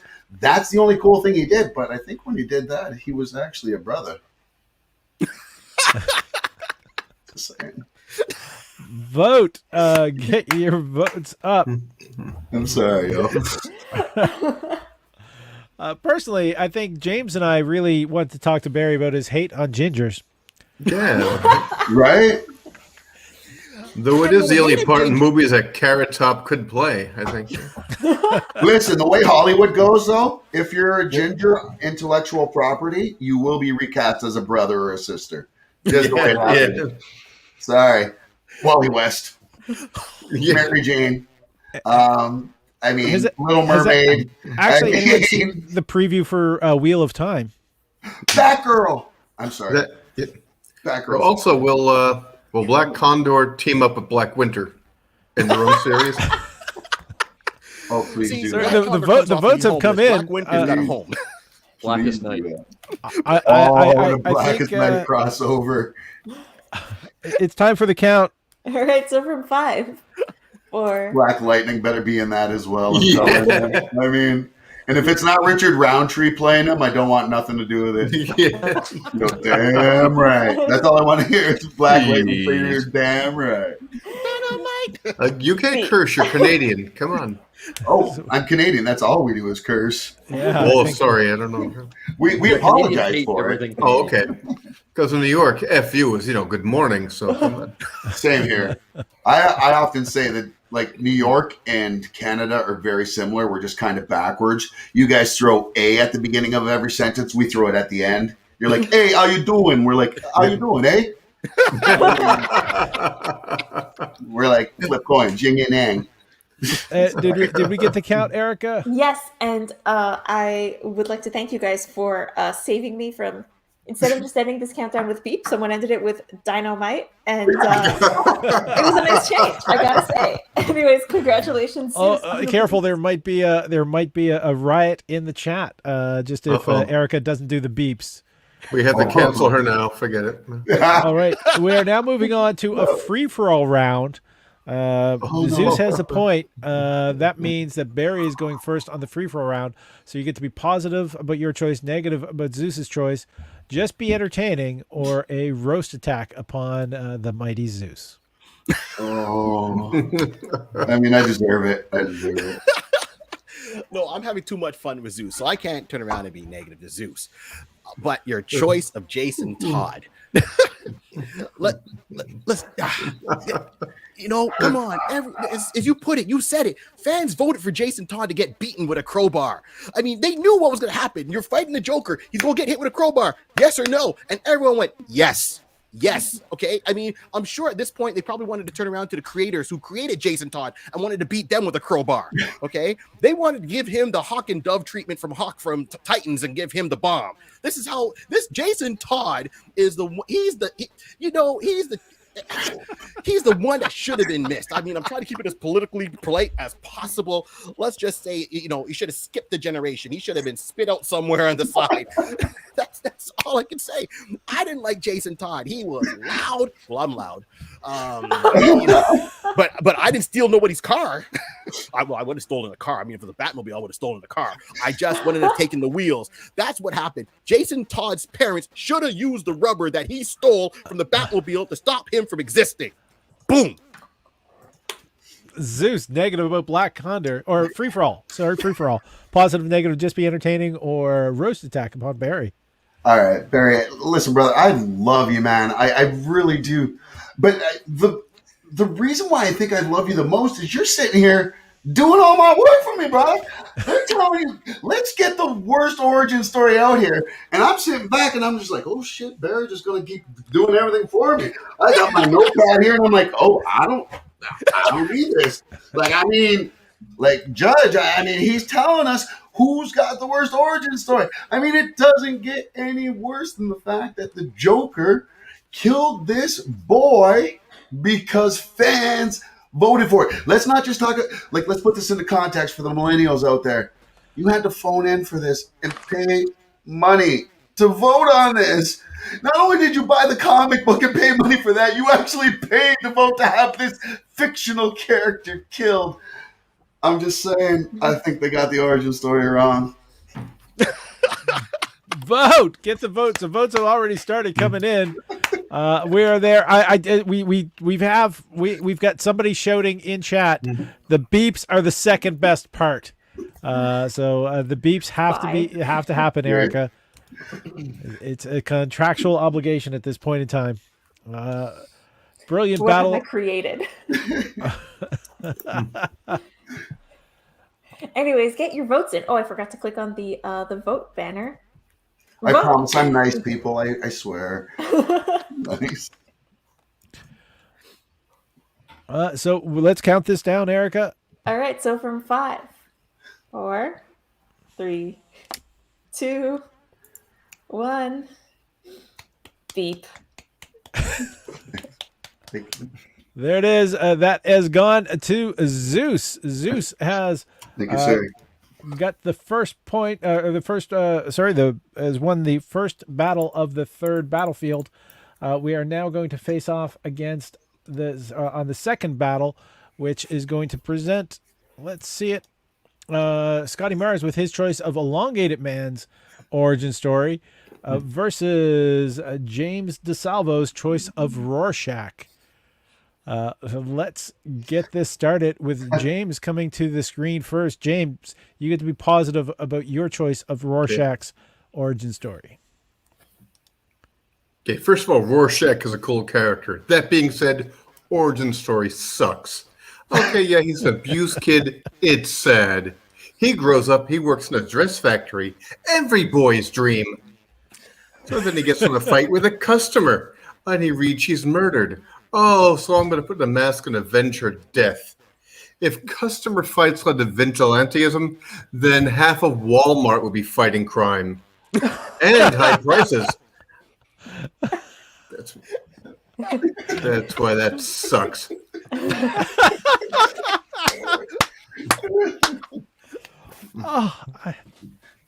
There we go, Scotty. Scotty, you get All to be right, positive. yeah, I wanted to, so Ralph Dinby, not a super well-known character, Elongated Man, but actually a very important character in the DC universe with the shittiest origin story possible. So Ralph wanted to stay limber, so he talked to contortionists and acrobats and said, "How do you guys do it?" And they went, "Oh, we drink this drink, special drink that we have called Gin Gold." Oh, wicked! What is it? Mystical something from the orange? No, it's soda. It's pop. Okay, so Ralph Dinby goes, "Fuck, give me a caseload of that." Loads up on pop, and then suddenly can stretch his body. You know what happens when you load up on pop? You get diabetes. That is not a superpower, okay? Boom. The voting is open. There we are. Votes are open. Get your votes in. AJ had a couple comments on the end of the last round. Zeus, the god of voting. The deity of polls. Scotty pulled ahead for just a moment. Oh, look at this voice raising. Look at this vote. Thank you, bar graphs. It's been a while since they were this exciting. Erica really does miss like a grade 7 math. I really don't. I thought you were doing your impression of Amy from Brooklyn Nine-Nine. That's what I thought it was. That's honestly, anytime I don't get Amy in one of those, like, which Brooklyn Nine-Nine character are you quizzes, it's because I got Boyle. So, like, not surprised. I do Boyle's the love best. binder. Boyle's my favorite. All right, let's get a countdown on that. All right, so from 5, 4, 3, 2, 1, beep. Wow. All right, so this round goes to James. Congratulations, James. I'd like to thank the Academy and all the little. That means we're moving on to the negative round. Okay. Scotty, you get to be negative about the origin of Rorschach. Well, the thing is I think if an origin is so shitty, out. And the thing is, nobody fucking knows Rorschach's origin. Like, nobody. Because nobody cares. The character's too damn cool.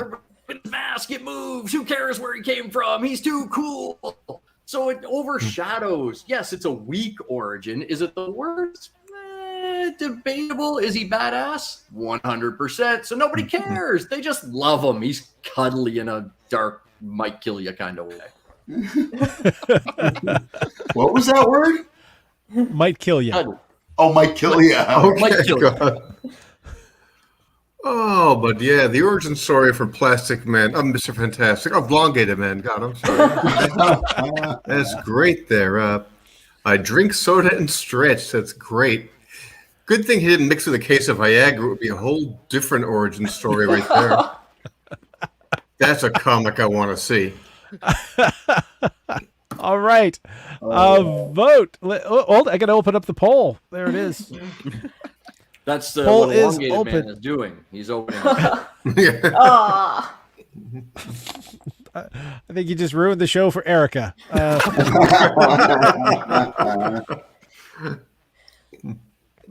sorry, guys. vote. I am the only non-target audience for Viagra jokes. That is on this cast, possibly. Sorry, I had the wrong poll open. Get your votes in. That's what she said. Erica, you can't say that after what you just said before. Come on, Erica. Because then that's like -1 and 1. Come on. You say you're not a target audience for Viagra, but are you? I'm going back to a simpler time when Sean Griffin said, "Solid beep. Thanks for that." Just swipey, erase. We know that I'm only on this show to say beep. A robot could do my job. But it You can't say beep run as well this as I show, do. Erica. I do, but people really only just love the beeps. They would love me if I had never started saying beep. But now that I've started saying beep. At least you've got that in common with R2D2. R2D2 is very much loved for saying beep. True. Yeah. Dad joke. There we go. I think it's time for the count. All right. Wow, so these votes came in nice and quick. Yes, they did. No, that's what she said. 4, 3, 2, 1, beep. Beep. So Round negative that round goes. Sorry, Paul. Go ahead. No, it goes to James. James, you get the point. We are now going to be seeing. Well, first off, we want people to get in their choices for the mashup. Yep. If Erica will bring that to the screen.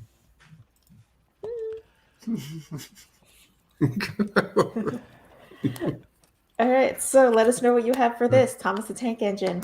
And I always want to say Emperor Furiosa, and I know that that is not correct, but I'm going to mispronounce whatever it is. So get your ideas in. Or if you're like Sean and you can only mash potatoes, I guess send us your tricks for making mashed potatoes.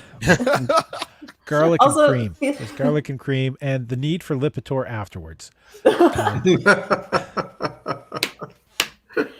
And send us if you have any, if you think we missed any really crappy superhero origin stories.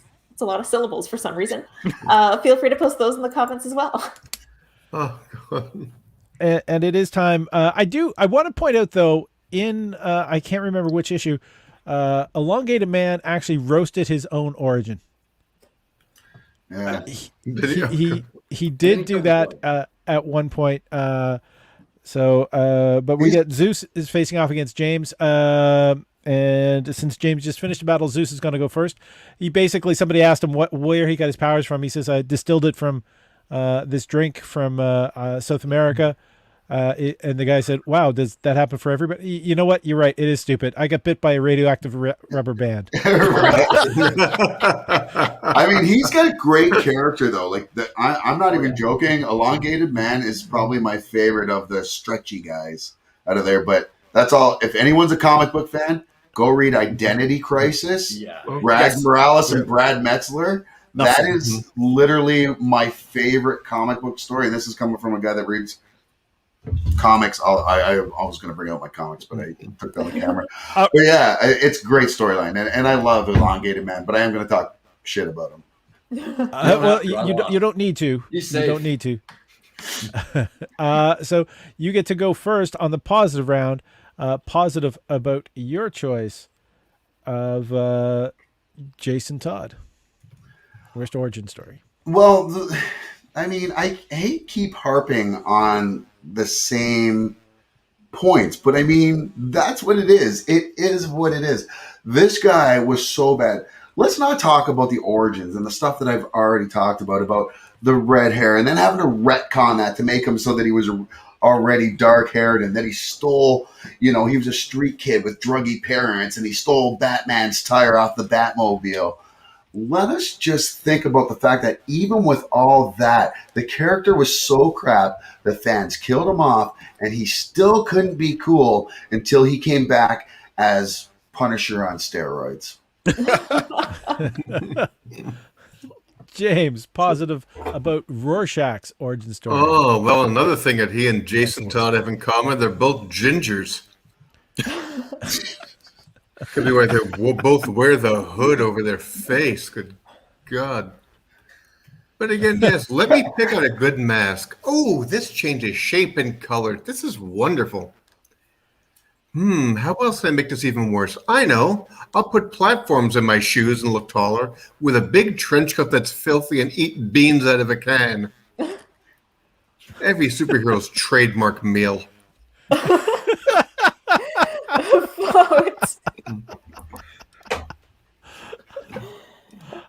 I like how you likened him to Popeye, just with that subtle reference. Instead of beans, it's spinach. But okay, get your votes in. The voting is open.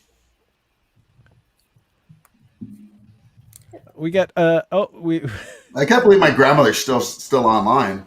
Hey. We're like 9:45 right now, and I'm loving it, Grammy. She's He's a gonna party sleep animal. in Come tomorrow on. morning until like 6 a.m. at least. Right?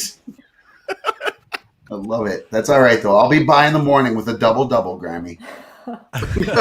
that's why she's awake. She's That doing is some it. Timmy's crack. By That's the it.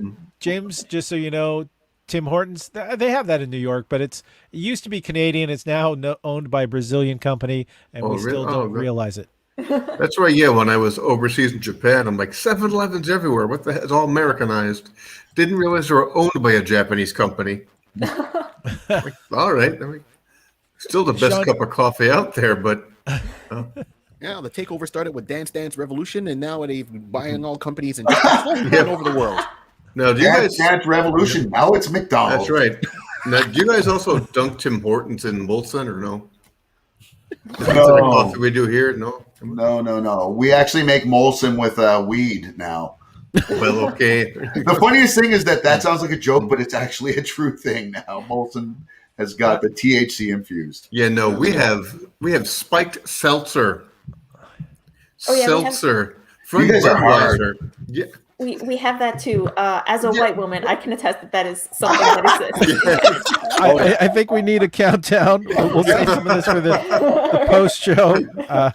So for 5, 4, 3, 2, 1, beep. And that round goes to Zeus. Positive round goes to Zeus, which By the way, means can I Go throw ahead. one more negative at Jason Todd? well, it's actually the negative round. This is Oh, okay. Your this shot. is your time to do that. Oh, so actually just about him. All right. Because I'll say it in Canada. Beep you, Jason Todd, all right? You ruined collecting comics. Because of that, everyone's like, it's a collector's edition. Robin dies. The price of comics went up to $3 after that. And it kept going. Oh, glossy paper to watch some little brat have his brains bashed in. Oh, that's worth $3. Oh, I know. In a few years, we'll redo the story in parts 5. And then 7. What the? And thank you. The dog agrees. She actually wants to eat his brains out of his bashed in skull. That's how bad it was. Boom. Boom. Zeus, you get to be negative about the origin story of Rorschach. Well, and here's just the thing, and I feel like everyone's kind of getting away from the point of this round where we're trying to look for a negative points of the origin. You guys just keep fueling my fire. Like you're doing my work for me. You're telling me why Jason Todd has the worst origin ever. What, Rorschach's? You're going to talk to me that Rorschach's got a bad mask? His mask is the coolest mask out there. It's a Rorschach test, hence the name. It's so beautiful to see that thing move around. When the one good thing Zack Snyder ever did was that mask. Now, and come on, like we're talking about a guy who's gone through a lot of angst, a lot of hard times, and that is not things to say, oh, that's a bad origin story. That's the stuff that makes for a great origin story. It's pathetic what had happened to him, and he was kind of a pathetic character, but he grew from that, and that's something that people could admire. And people always like that underdog story. Boom. Let's get your votes in. Sorry. Both Canadian. from the what? Yes. Okay. Just a couple comments that have come in. Sean is saying that I beat him to the garlic and cream, and that's why I'm the size I am. AJ is saying Rags Morales is where Miles got his name. Yep. True. Second worst origin is being suggested is Green Arrow. He's Batman with a Robin Hood fetish. So is Danny Rand, to be fair. Oh, but the worst origin is Hawkeye. Yep. Worst that's origin true. is And Hawkeye. was from the circus. I don't know What the about heck? this one. Somebody Worst- didn't read the Matt Fraction stories here. I'm sorry, I'm a comic book nerd. Hawkeye is awesome. Oh, yeah, no. but I'm racing the circus too. Great, that's original. He was an arms dealer, and But yet later on when they rewrote all the origin originally, he had come some on. weakness. Fair. It's the beauty of the rewrite. We're looking looking for votes to come in still. I want to point out it's tied up. I do want to point out I think the non-origin of Wolverine was probably the best origin. Which one do you mean? Because he never had an origin. He was supposed to be a throwaway disposable character. Right. And it wasn't until he got popular they created an origin, and then they said, that's garbage, and they rewrote it, and then they rewrote it, and they changed it. And I do. Just a second. AJ is saying, look, James is killing it about the comic book price change after Jason Todd was too real. Comics got so pricey so fast. I think it was collectors who ruined it with the Wolverine #1. Because everyone was expecting that to be a collector's edition. Sit here and blame me for that? Yeah. I was one of those people. I was managing a comic book shop at that time. Wolverine #1, they printed so many copies, but everyone wanted an issue #1. Oh, yeah. All right, so it became worthless. It's toilet paper pretty much now. That's the mini series. That's the mini series. I'm not. I know. You're talking about the Hulk first run, or are you talking? No. I'm talking about the Madripoor series. Yeah, with Len Wein, where he's on the cover of all the people on top, and it was the black cover first with just him. Okay. Hey, can I be geeky and like I'm not already there and make you all really jealous? I got a private tour of Marvel by editor Ralph Macchio. So there. Wait. Nice. Got one of my friends, Todd DeZaga, wrote Sensational Spider-Man for years, and my wife was good college friends with Scott Lobdell. So all right, I don't know if James is saying vote for me, and I'll. Oh no, I'm just saying, hey, the only chance I'll have to impress anyone. Come on, anyone else like me? Great. How's football? Look at me. I don't know. You tell me what issue this is, and I also saw the infamous Spider-Man Turn of the Dark on Broadway, and I survived it. There was only one in a. I swear to God, they have a fire escape coming down the twin, and the actors are holding on. We're in a hole, ladies and gentlemen. For 20 minutes, these 4 people are clutched 20 feet over a stage. Oh my gosh! It was frightening, and when they wrote it, it's like we don't need these issues to show what's going on. The goddess of Arachne will make Spider-Man. What the fuck?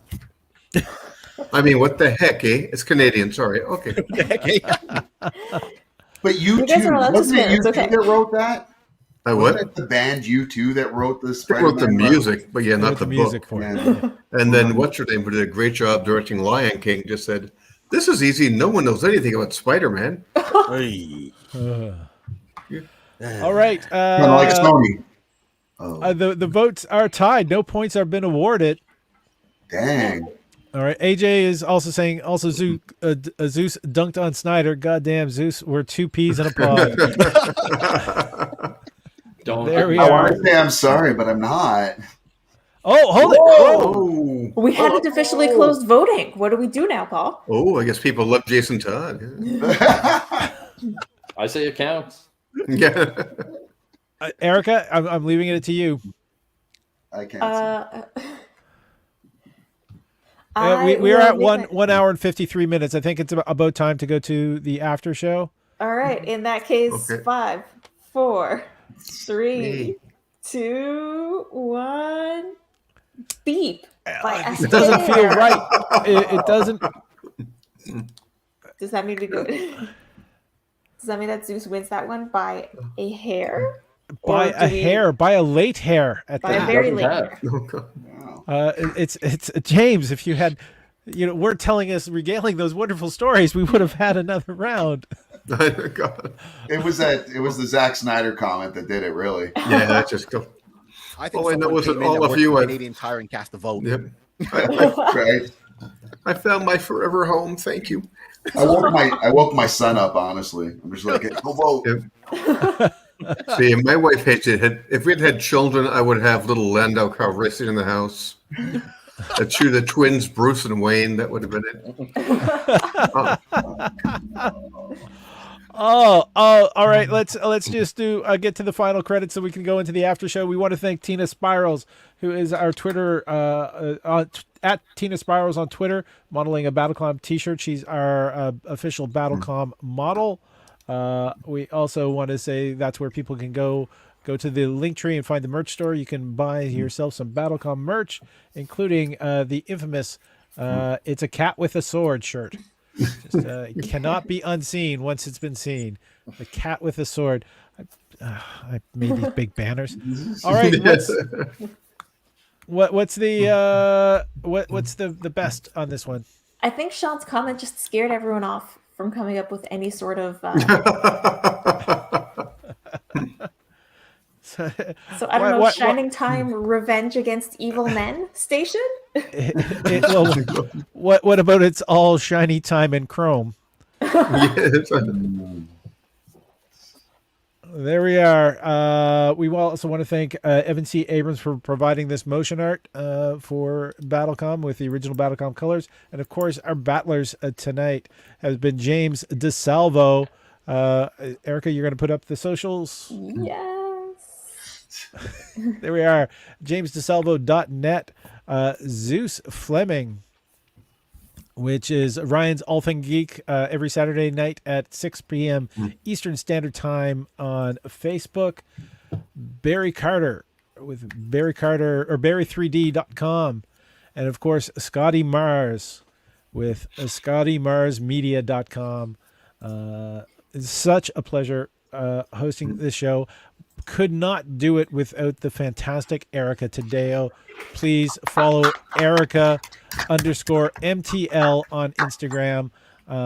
She is no longer on Twitter, so please make sure that you follow Erica. She is hilarious, especially her acceptance of fall Instagram story that she did. Thank you. Yeah, I posted my first reel a few days ago and it got several views, but I can always use more, so you can see that. This has been BattleCOM, and I guess we do need to mention it after the first round. Canada's suicide prevention hotline for anyone that needs it is right there. So it's 833-456-4566. So always keep the positive thoughts. We're going to be closing down both the Twitter and the Facebook feeds just to be on the wonderful YouTube, where you should be subscribed, and make sure you subscribe. So yeah, like and subscribe. Come follow us on YouTube if you want to watch the after show. Yeah. And do it. We say Where we take stuff off. What? What? So where eventually we'll peter out. Yeah. Where I'm lighting my joint. Yeah. I'm mostly kidding. Welcome to Canada. I recently was told that I'm overdue for a heart event, so I don't think it's love. So I'm CBD is great for watching the old blood pressure. Really? Okay. Scotty knows me from way back. Scotty has seen me at I think most every size I've been. So Yeah, and a lot of different hairstyles as well. yeah. This probably the most social acceptable. Was it? You bleeped out. You just tweaked out at the wrong moment. This one's the most acceptable. The suspense is killing me. I just said socially acceptable. Oh, socially acceptable. I get to audition as a role for a cop. So the mustache is good for something. So we'll see. So I'm going to be on Law and Order, James. No. So all the pot there. How do I know if you're just being Canadian or high? It's just such a mellow thing, anyway. You know. Sorry, AJ. I thought you were going to say Scotty saw you have a heart event. Oh god. Well, that was a private moment between us. Didn't want to bring it up here. We bunch of comments came in here that I missed. Sean is saying I finally wore out the last BattleCOM t-shirt. that he won at a live show. AJ is saying we love Erica. Oh, I also love AJ. And always love seeing that promoted, which I believe is Erica being that. Oh, sure. I don't mind being a that if it's like I'll make the exception for AJ. Any other man, no. But AJ, sure. Yeah, I thought it's just all right. Barry looked heartbroken there. He's like, not any other man. Barry's like, Yeah. what? What? Damn. How you gonna say that's a live winner? AJ, I think you would love Iconis. Definitely, you should check that out. AJ, if I know you, I think you would like the deep dives that they do into comic books and comic book characters. It's pretty awesome. Scotty, we have sort of an embarrassing first time meeting story, which you wanted to sort of like you were afraid to talk to me afterwards, like for months. Why? Well, I do not remember this. You do not remember this. I'm not. I do not remember this. With comments of coming in, the suicide hotline. Oh, he always likes to see the suicide hotline promoted, but he's also an Erica stan. There is okay. The suicide hotline might be more important than me. We have opposite purposes, I think. You make people think of life, Erica. You're very alive. Yeah. What is our first one? I barely remember. I was running a comedy show in Halifax. Well, I remember that. Yes, but the first time you went to it, you went there with a coworker from the radio station. That's right. Who heckled. Yes. Because she wanted me to call her something specific. And beginning with C and ending in unt. And and when she actually said that from the audience, no, I want you to call me. And I said, I can't call you that because I'm a heterosexual male and I love. Just to kind of hint that I didn't love her. And you were with her, and I think you didn't talk to me for 3 months.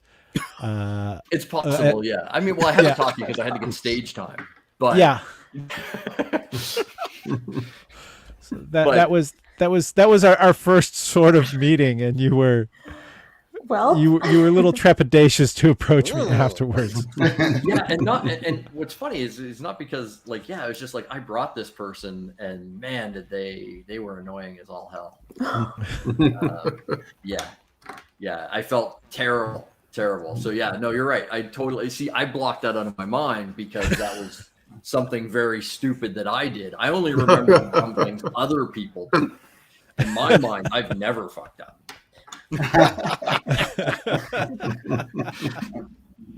Oh no, I don't want to hear what stupid things you remember me doing. There is I because we've touched on this subject a little bit. Has anyone seen the Wheel of Time for the Amazon TV show, the promo that has come out? No. Because we've talked about Lee Pace, because then yes, I have seen that promo. I have definitely watched certain frames of it. What? Lee Pace. I'm trying to remember who Lee Pace is. Because I'm horrible with names. Lee Pace is Ronan from Guardians of the Galaxy. He was on Halt and Catch Fire. He was on Pushing Daisies. I don't think so. Just I'm just going to take a look at the IMDb. He had the dance off with Star-Lord. No, he's in Foundation. Okay. Sorry, I just saw commercials for something and then did not pay attention to the title. Because it was earlier, it was commented if you are a ginger character, you're going to be recast as a person of color.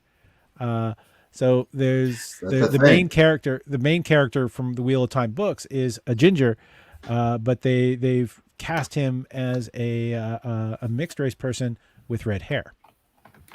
Well, they kept the ginger. They kept the ginger. Yeah. Morgan Freeman's a black ginger. Yeah. He is. I didn't know he was a ginger. That's why he got the role of Red in Shawshank. Because in the Stephen King novella, Rita Hayworth in the Shawshank Redemption, Red is an Irish dude, a short, red-headed Irish dude, and hence his name being Red. Yeah. And you always think Morgan Freeman, being Irish, of course. Well, he's not Irish, but he definitely is a ginger. Yeah. Isn't Samuel L. Jackson Irish? Yeah. He played Scottish the one time. Yeah, Scottish. That's a movie. There, Yeah, so you yeah, got like that, yeah. Formula 51. I got Oh, it. mother. I got Yep. you. Oh, the kilt and the golfing. What was that? Formula 42 or something? 51. 51. Yeah. Him and Buddy from Stargate Universe. My God, for a good actor, he does shitty movies. He doesn't say no. He's like Nicolas Cage. You know what? I'm that's my main employment is being an actor, and I never say no. Just not a lot of people are saying, "Will you?" That's a big problem. That's the big problem with my career. So, okay, Sean Griffin has asked for no spoilers for Foundation. I don't know if you've read the books, Sean. The Foundation series, has it started already? I don't know. All I know is Sean is that the Butler did it. And Jason Todd still survives Foundation. Oh man, I'm missing all kinds of stuff. Okay, AJ's looking for stuff on Spotify. Sean saying we have opposite purposes in life. Erica, you're trying to make people kill themselves? What? He's just bringing up a failed joke that I had where no, not on purpose. They hear my comedy or they just meet me as a person. And I don't know what happens next, but it is unintentional. All right, I think I just got invited to a D&D game. All right, and as I said, I do not say no. I will be there. Oh God! Speaking of Nicolas Cage, have you seen Willy's Wonderland yet? Great movie. I have. Not yet. I love that movie. Great movie. Which movie? Great movie. Willy's Wonderland. I watched that and the Banana Splits movie in the same week. Really? And the annoying songs in both of them sort of canceled each other out. So I highly recommend. Barry, Willy's Wonderland, Nicolas Cage battling demonically possessed Chuck E. Cheese-like robots. Yeah, this looks That's horrifying. all you need to know. Okay. It looks terrible. Is it better than him? We should watch it. Is it better than him and Pig? I didn't see Pig yet, but here's a pig farmer that goes on a revenge tour trying to get his truffle pig. I think so. Yeah. Right. Like John Wick. Everybody, when I recommend Willy's Wonderland to them, and they go like, "Oh, but I hate Nicolas Cage," he doesn't say a word. Yeah, that's a big thing about it. All right, I'm in. So like, even if you don't like him, he doesn't say a word. It's sort of like when Keanu Reeves plays a character that has no personality, like that's his greatest films. Right. Yeah, he had a total of 15 lines in the first John Wick. That was it. Yep. Yeah. The best John Wick. Mm-hmm. Yeah, the world will get out of control. I mean, John Wick was basically created to be It was basically Death Wish. Charles Bronson Death Wish movies. Yeah, exactly. I actually no. It was directed by a stunt director. It was meant to be just showcasing stunt artists who are incredible. These people risk their lives. I'm thinking of the Bill Hicks joke right now, but these people risk their lives to create the films that we watch. And you always hope that it's going to be a fantastic film, but like occasionally, like there was a stunt woman who had her career ended on the last Fox X-Men film. Oh, really? Yeah, she broke her femur just when they rushed a stunt, and that and so I mean probably not fully completed, but a femur break is going to be very much detrimental to her future health. She survived, which it could have not happened, but yeah.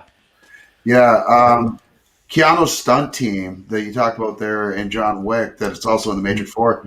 I actually just interviewed Ellen Holman, who is the wife of the head of that stunt company. I forget what they are, 417 or something like that.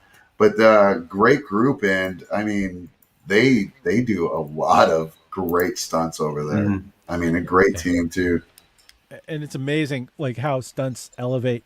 Like CGI, I when there's a practical effect on a film, it makes such a big difference. Even like in Braveheart, where they switched to the plastic horses, it was so much better than using CGI horses.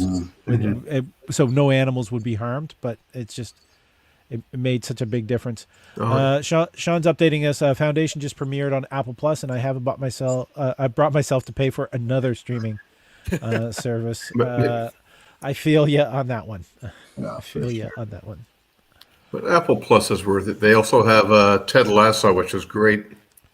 How many shows do they really have that are on there that are worth paying for, though? They had, it's basically a lot of them are great now. The Morning Show with Steve Carell. Yeah. They have so 3 shows though, right? The movie, a lot of older movies as well, and Greyhound, which was out last year with Tom Hanks. They've made it to theaters. And C. Yes. Here's the Momoa one. Oh, yep.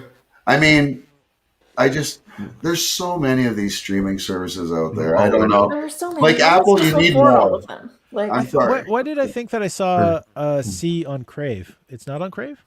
It might be because Canada, right? So we got things a little bit different here. Well, that's yeah. I mean, like HBO, but we don't have all the HBO Max are on Crave in Canada. Okay, okay. But you've all seen the Snyder cut of Justice League, right? Yeah. Yes. Yeah. Oh, Zeus is like what? You have to put the suicide hotline number up there again for Zeus after that one. So, Zeus, did you like the theatrical release or the Snyder cut, or you just? Is there a none of the above option?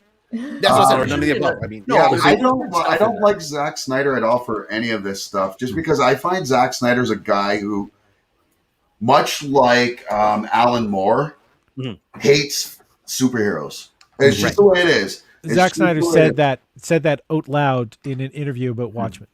Yeah. Yeah. And it's those are both the perfect examples of Zack Snyder. Like the people that love Man of Steel, and I was one of them that going into it, I was like, oh, this is going to be the best movie ever. And then I watch this movie and I'm like, where is Superman? And when did Clark Kent become Bruce Wayne? Like, I hate that. Emo, non-hope. That S doesn't stand for hope. It stands for hopeless. Like, AJ saying I got 20 minutes into the Snyder cut, and I could not do another 4 hours of that pretentious garbage. That was Kevin Costner was the best in that movie. He was awesome. I got to get this out, and then I got a jet. Unfortunately, I have to run in the morning. I have a half marathon in November. So, but here's the thing: I will give Zach the play of wanting to do a Superman finding him, blah blah blah blah blah. I'll give him the play on that. I enjoyed Man of Steel. I liked it. Batman versus Superman, I liked a lot. There were beats in it that I didn't like, but it was a movie that I thought about well after I had seen it, and so I give him credit for that. Snyder cut I enjoyed more than the theatrical cut, and I was a guy that advocated for releasing the Snyder cut. I was on hashtag. I wanted to see his version of it.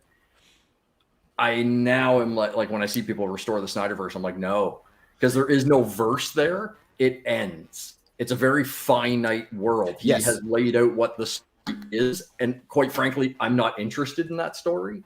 I don't think Clark and Lois's kid becoming Batman makes any sense whatsoever. And having Dick Grayson killed shows he doesn't understand Batman because that character is so vital to Batman. It's just guy can shoot, looks beautiful.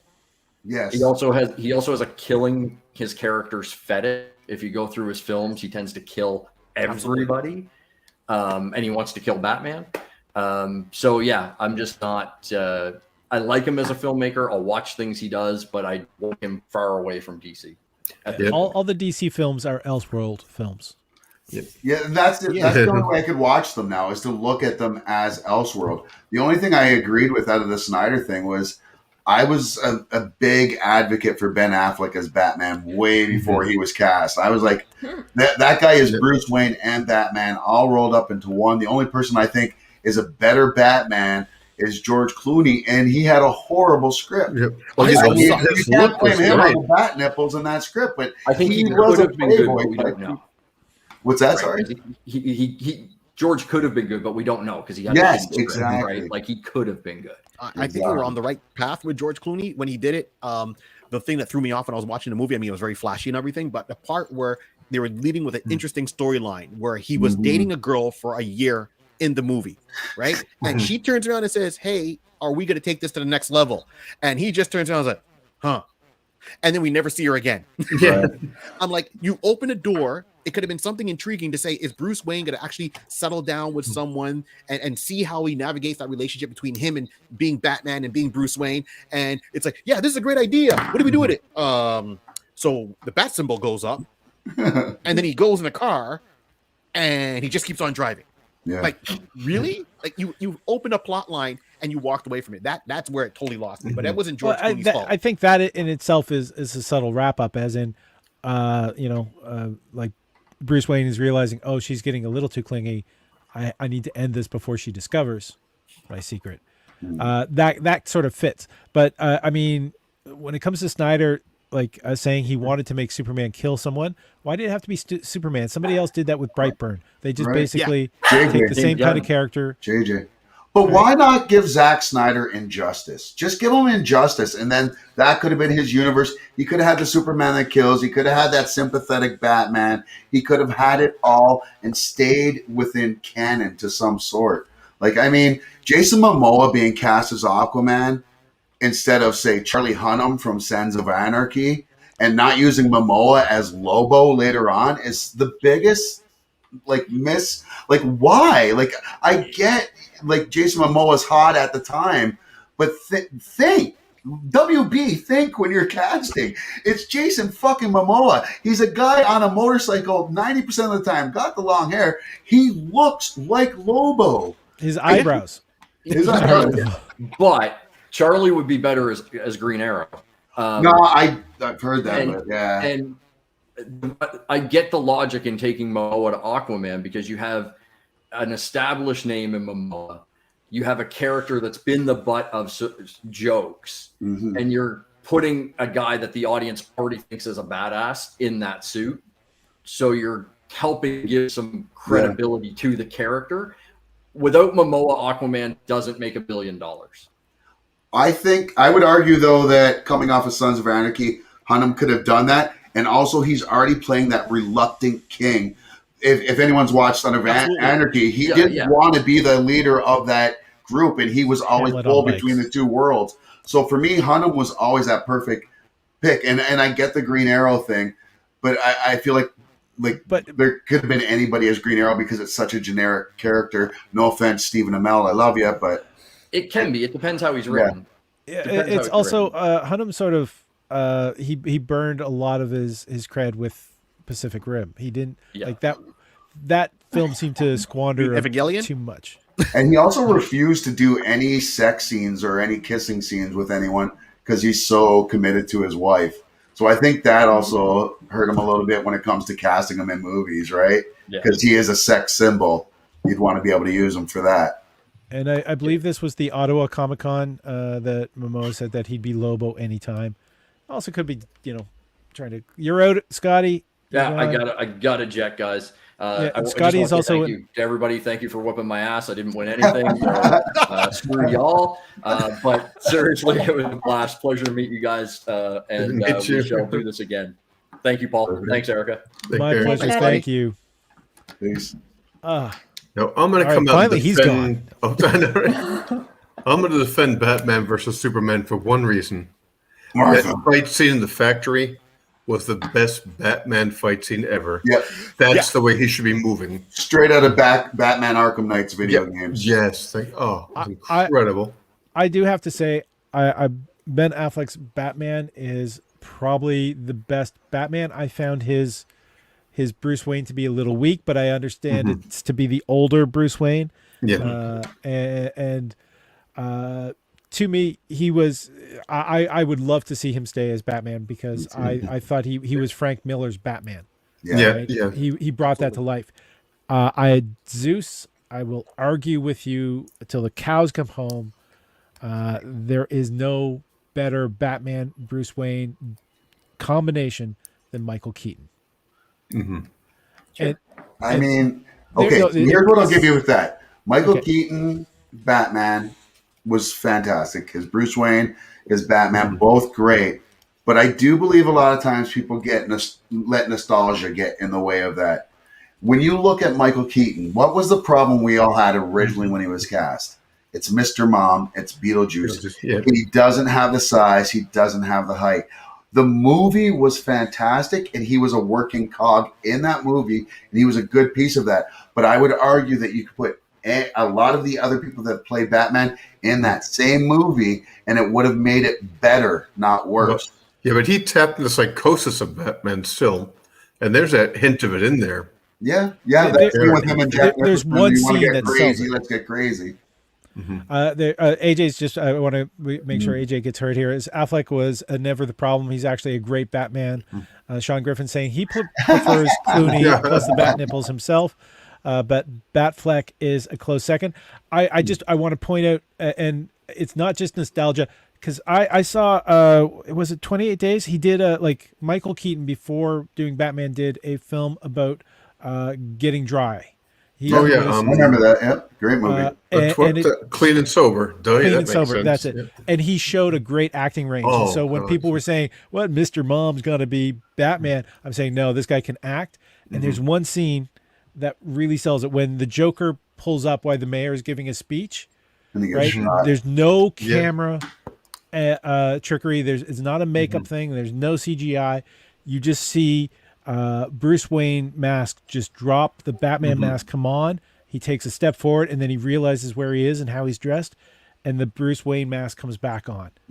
And because let's face it, he is Batman, and the alternate identity is Bruce Wayne. Absolutely. And he did that without any kind of special effects to it. It was pure acting skill, and I think that's how, for me, that's why he is the best Batman Bruce Wayne combination. Like I said, I like Affleck's Batman better, but the combination, because you have to be able to play both of them. Would have to be, and the idea that he's going to be back as like an aged Batman.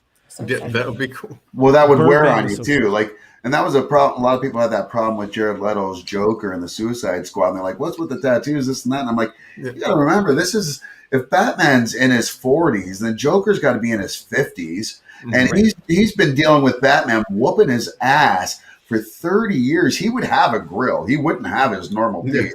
And it's Joker, to think that he wouldn't tattoo himself at some point or without, like, all that stuff. I'm like, it's the clown prince of insanity. So anything that he does that's insane, I think, is within canon. I personally, and this is the one that really gets people, I personally think Jared Leto's Joker was better than Heath Ledger's. Hear me out though. I think Heath Ledger did a fantastic acting job, but that wasn't the Joker. No, there was no. Anyone who watches or who's read the comics or watched anything that has the Joker in it, the Joker is a maniacal, practical Joker himself who's laughing all the time. Heath Ledger's Joker to me was like, if you took the Joker and Harley Quinn and they had a child, that child would have been Heath Ledger's Joker. That emo, that keep to himself, that very rarely smiles. You know, I got these scars. That would have been the Joker giving him those scars. Why so serious? Because he never smiles and never laughs. Unlike the Joker, who is that guy that's always on. And people get mad thinking I'm saying that Heath was bad. He wasn't bad. It just wasn't the Joker. I get it. I mean, that's. Oh, sorry. Go ahead. Sorry. I just wanted to mention the tattooed version of the Joker does have a precedence in the comic books before the Jared Leto version. When he cut his tongue. Yeah. Oh, there's his tongue in two there. Now, did you read The Three Jokers? Yes, I did. That was great. Except, and who here didn't read it? I didn't, but okay, I'm more of a Marvel than a DC person, so. Okay. There's just one comment. Me too. I wish I had the budget. Welcome. So do I. But like, I'll just say the line for the folks who have read it.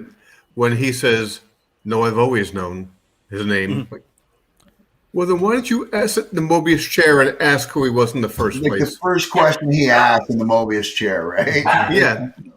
Oh, suddenly, I figured that out. That's two different writers, though. I think that when you get two different writers going, and the one writer didn't read the whole story ahead of time and missed that part, right? Yeah, and I think that's the problem. I mean, I've been reading comic books from day one. I'm older than I look, so mine were coming on tablets with stone and tapped in there, right? No, but when I'm talking about comics, when I look at the 80s, the editor-in-chief, right, for example, at Marvel, would sit there and they would say, okay, so-and-so, I want to put this Wolverine in whatever story. And the editor would say, well, no, you can't use Wolverine in this issue because he's already on a mission in this issue. So you can't have him. He's got to stay there. Pick another character. And I liked how they kind of made that, and it meant more sense, because you would read an issue and it would say, oh, well, where's the Thing? Oh, see issue of this Thing here in a little cliff note. The Thing is away on a mission. See issue, read this series. The Thing is there. So it filled in the gap. So you can actually do a timeline and say the Thing was here. He met up with Wolverine and then Iron Fist, and they went here. Whatever the storyline, and it was there. Now it's like, well, I want to use a hero. Go ahead and use them. And then next thing you know, Wolverine's in 16 different comic books that come out the same month. Batman is in every issue that comes out the same month. Peter Parker has multiple. So you don't know who's where. So this is what happens when the writer says, well, okay, Batman sits in a Morbius chair and I'm all about the new gods. I mean, trust me, I'm okay. And he sits in the Morbius chair to figure out this identity. And then at the end of Batman, the storyline, the three Jokers, and it says the line, oh, I always knew. Okay. Once again, someone let it slip. As you put it, they didn't read the full storyline. As I always say on our show, it's like source material. Know your source material before you make a decision. And I think this is what's missing today in comic books that was there. Was it a lot harder to manage back then? Yes, but it made more sense. I'm going to throw out something a little bit controversial, but I want to mention AJ here saying, honestly, Zeus, that was a pretty good argument for the Jokers. Thank you. All right, we got to get Zeus and AJ on the same show at some point. I just want to see what happens when AJ meets his hero. I want AJ's Don't ever stepdad meet in your there heroes. too. I will let you down, just like my children. Your children are your heroes. The one thing is that we are getting the same intellectual property being redone, so there's no consistent. I mean, there's never been people talking about Batman not being consistent in the films. He was using a gun in the comic books at the beginning. I mean, there's that's where they brought in Robin. To tone him down to take care of a kid. And the thing is, there is no consistency. Why don't we have new characters? I loved Astro City, like Kurt Busiek's Astro City, because they were not retread characters that we already had seen. They were originally new. Like Watchmen hit. It was supposed to be the Carlton Comics characters, right? Originally, because DC acquired them and they didn't know what they were going to do with them. And then they switched it out at the last minute. And so he had to create original characters to be those archetypes, but they're all based off the old Carlton characters, like Blue Beetle's the Owl. You've got Question became Rorschach. Was it Captain Atom? Was Dr. Manhattan? Yes. Yeah. So all of these characters were there in the Carlton comics, and they got ported over, and then had to be switched out. But DC does that a lot. Like, they have that history of doing that. They bought Fawcett Comics. That's how they got Shazam and the Shazam family. They did the same with what is it? The Black Milestone Comics. Right. So Ricochet, Static Shock, and Icon, I believe it was. Yes, you're right. Icon. Yeah. And then even you got the Jim Lee's. What was Jim Lee's? Where he got the Wildstorm or whatever it was. Wildcats. Yeah, exactly. And they just kind of mess up on them after a while. They can never do anything with them. Like, how do you feel with Static Shock as a comic book?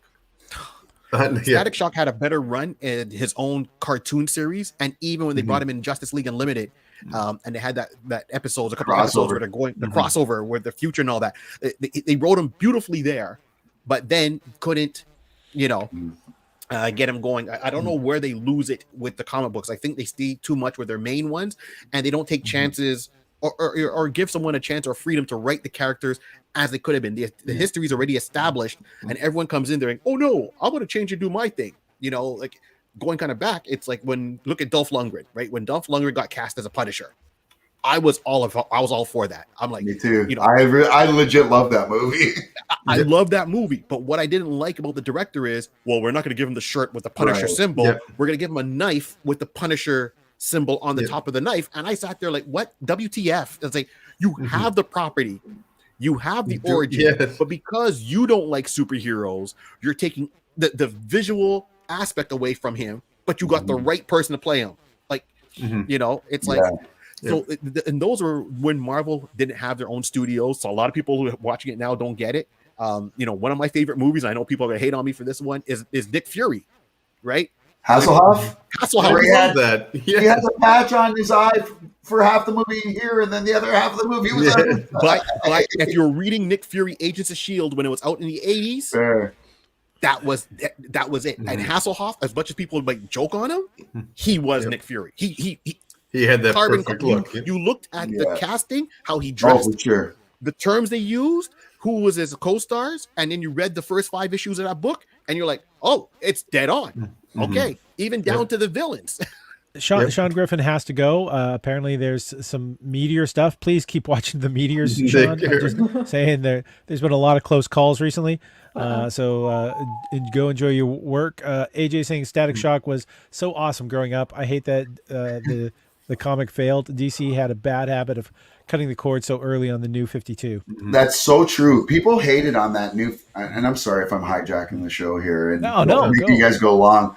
I'm a big comic book nerd though, and when the DC New 52 came out, I was one of the few that actually really, really liked a lot of the titles, not all of the titles, because I think they did the Teen Titans dirty and Young Justice and a lot of them. Action Comics, though. Yeah, Action Comics. People made an interesting Superman story. That doesn't happen. That doesn't happen. And I mean, there were a lot of good things that came out of the New 52. But even leading up to the New 52, I think DC was at its best. When Jeff Johns was basically writing every title, he was doing Darkest Night for Green Lantern. He revitalized Green Lantern, made it cool. His run on the Teen Titans is by far the greatest Teen Titans run. And this is coming from a guy who's been in the room with Marv Wolfman and Perez at the same, and George Perez at the same time. I'm telling you, like, that was just the great era. And the 52 comic, do you remember that, Barry? Yeah. When there was a new issue every week. Yes. It made me love The Question. It made me love Renee Montoya. It made me love Black Adam, Isis, and oh my God, I forget, Osiris. Yes. Oh my God. What a great storyline. And then Elongated Man, all that stuff. I'm sorry. I mean, I'm totally hijacking this and geeking out. But as a comic book fan, the New 52 gets too much hate, and people don't realize the foundation it laid and what it had to try to morph from the greatness that was happening right before it. Sorry, that was just my whole rant. No, I'm with you. Yep. Well, it's interesting to me because, again, growing up, and I'm not sure how old a lot of you folks are, but one thing, I was the first generation where they finally said we're scrapping anything and starting from zero. Whereas every single issue when I got into comics is like Batman 2028 issue. And yeah, I mean, they almost canceled Batman, except Frank Miller came in and says, let me just redo this. And it worked. And I think Batman's one of the only ones, Batman and Action Comics are the only ones that are still have that ongoing number. Like Batman's like issue 1,000 or something like that. Same with Action Comics. And I think the only other one is Teenage Mutant Ninja Turtles, maybe. Okay. Friend of mine has an original black and white of that from the 80s when I was in college. He's like, read this. I'm like, all right. This is ingenious. Oh my God. Oh, but can we say maybe that is the whole reason why they're changing gingers to black people, because in the original Teenage Mutant Ninja Turtle black and white comic book, April O'Neil was a sister. I didn't know that. Yeah. Yep. So go check that out. So maybe that's why.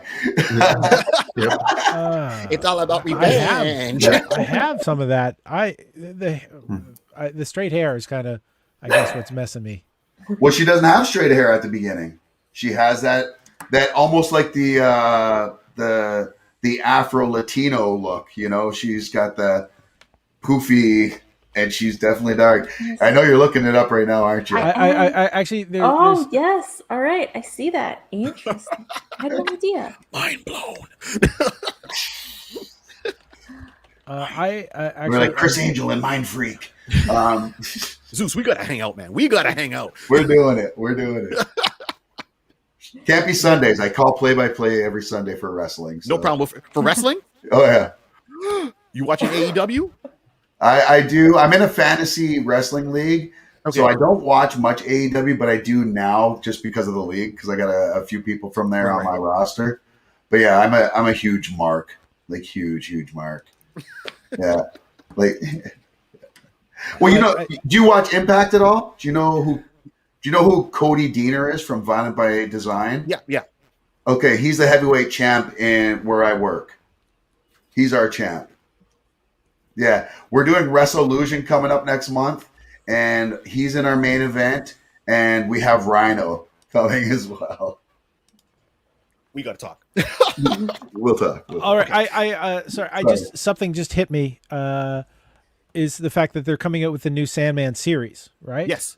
Yeah. Yeah. The trailer just came out. hit out. Yeah. Yeah. That and Cowboy Bebop. I mean, two different things, but I'm looking forward to them. Oh, Cowboy! Yeah, live action Cowboy Bebop. Yeah. Okay. I haven't even seen that yet. I remember hearing about it. I just took a look at the cast because I know the Sandman story that they're doing.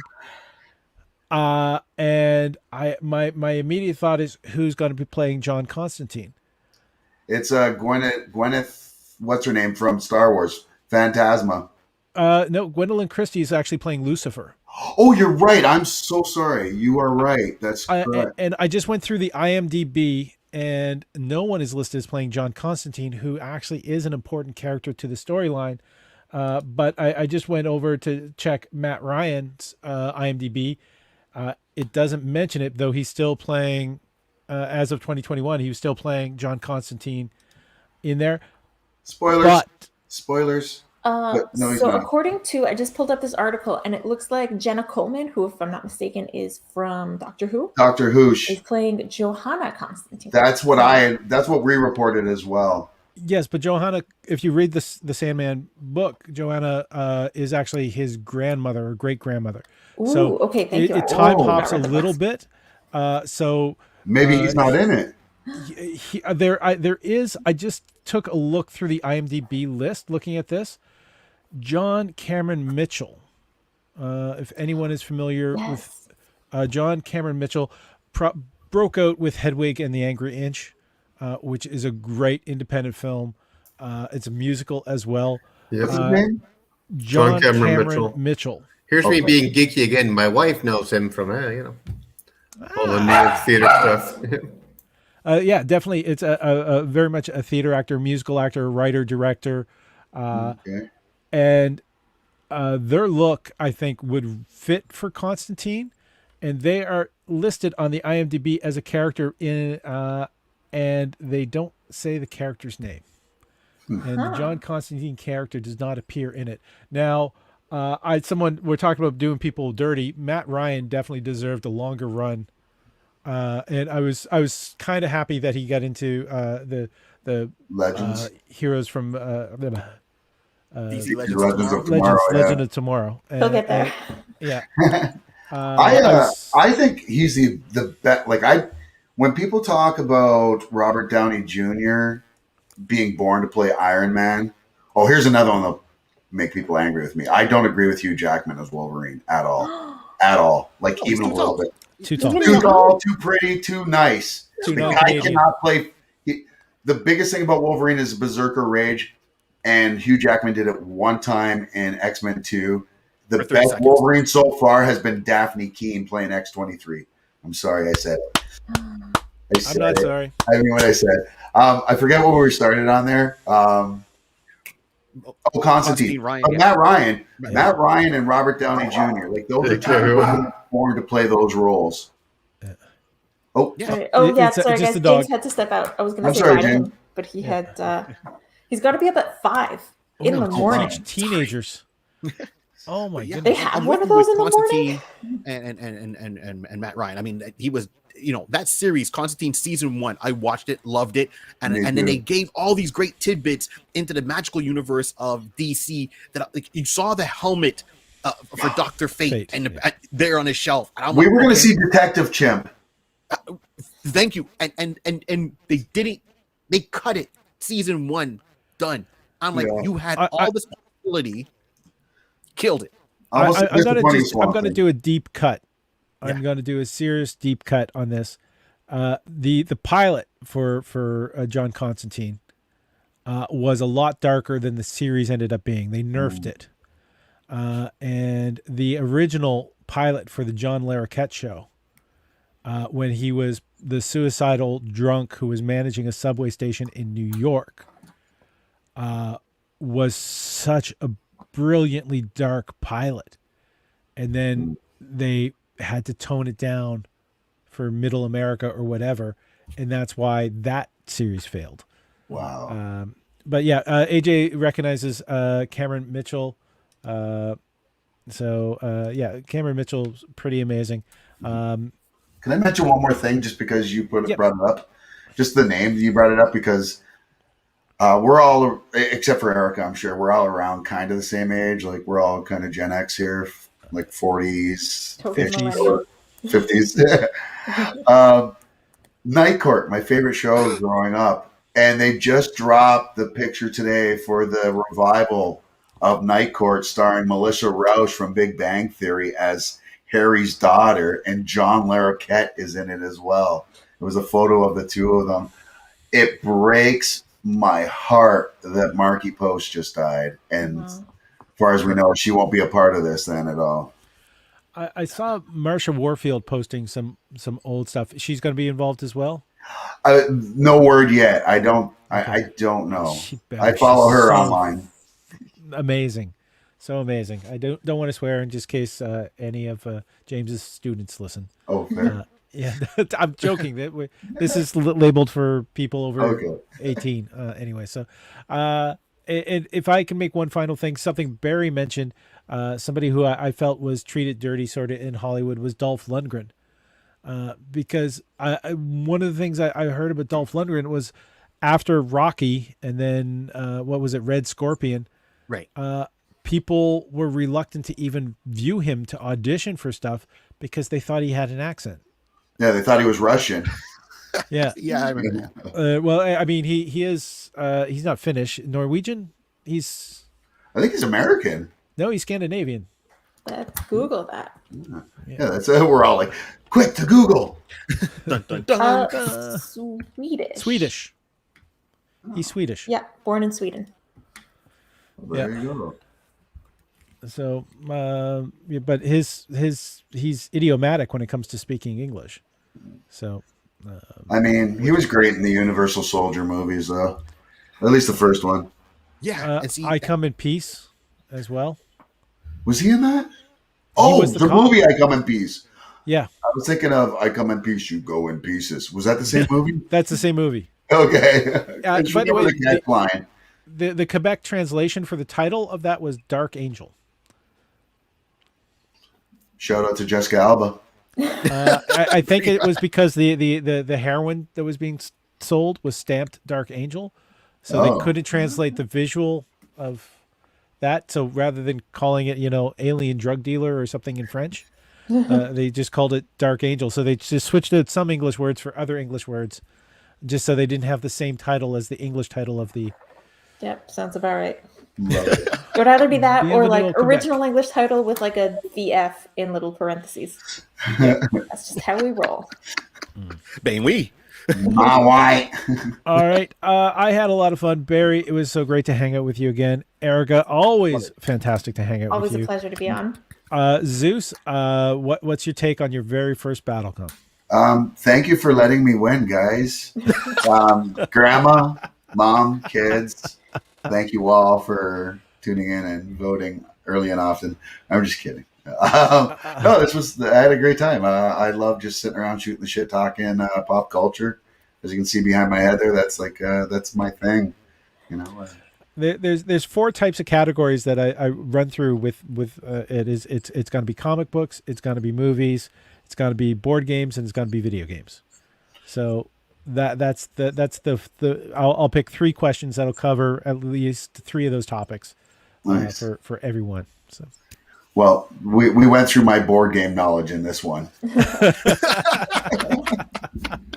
So you start getting some bones out there. I mean, I'm out. Roshan is saying, thanks for the great show, everyone. It was fun. AJ, you were great, Barry and Zeus, and the hosts. It's always a pleasure to see you performing. Tuesday night, for anyone in Montreal, I'll be at the Comedy Nest, and the following Tuesday, I'll also be at the Comedy Nest. And if somehow I'm out of focus, I don't think it's because I took off my glasses, but it might be.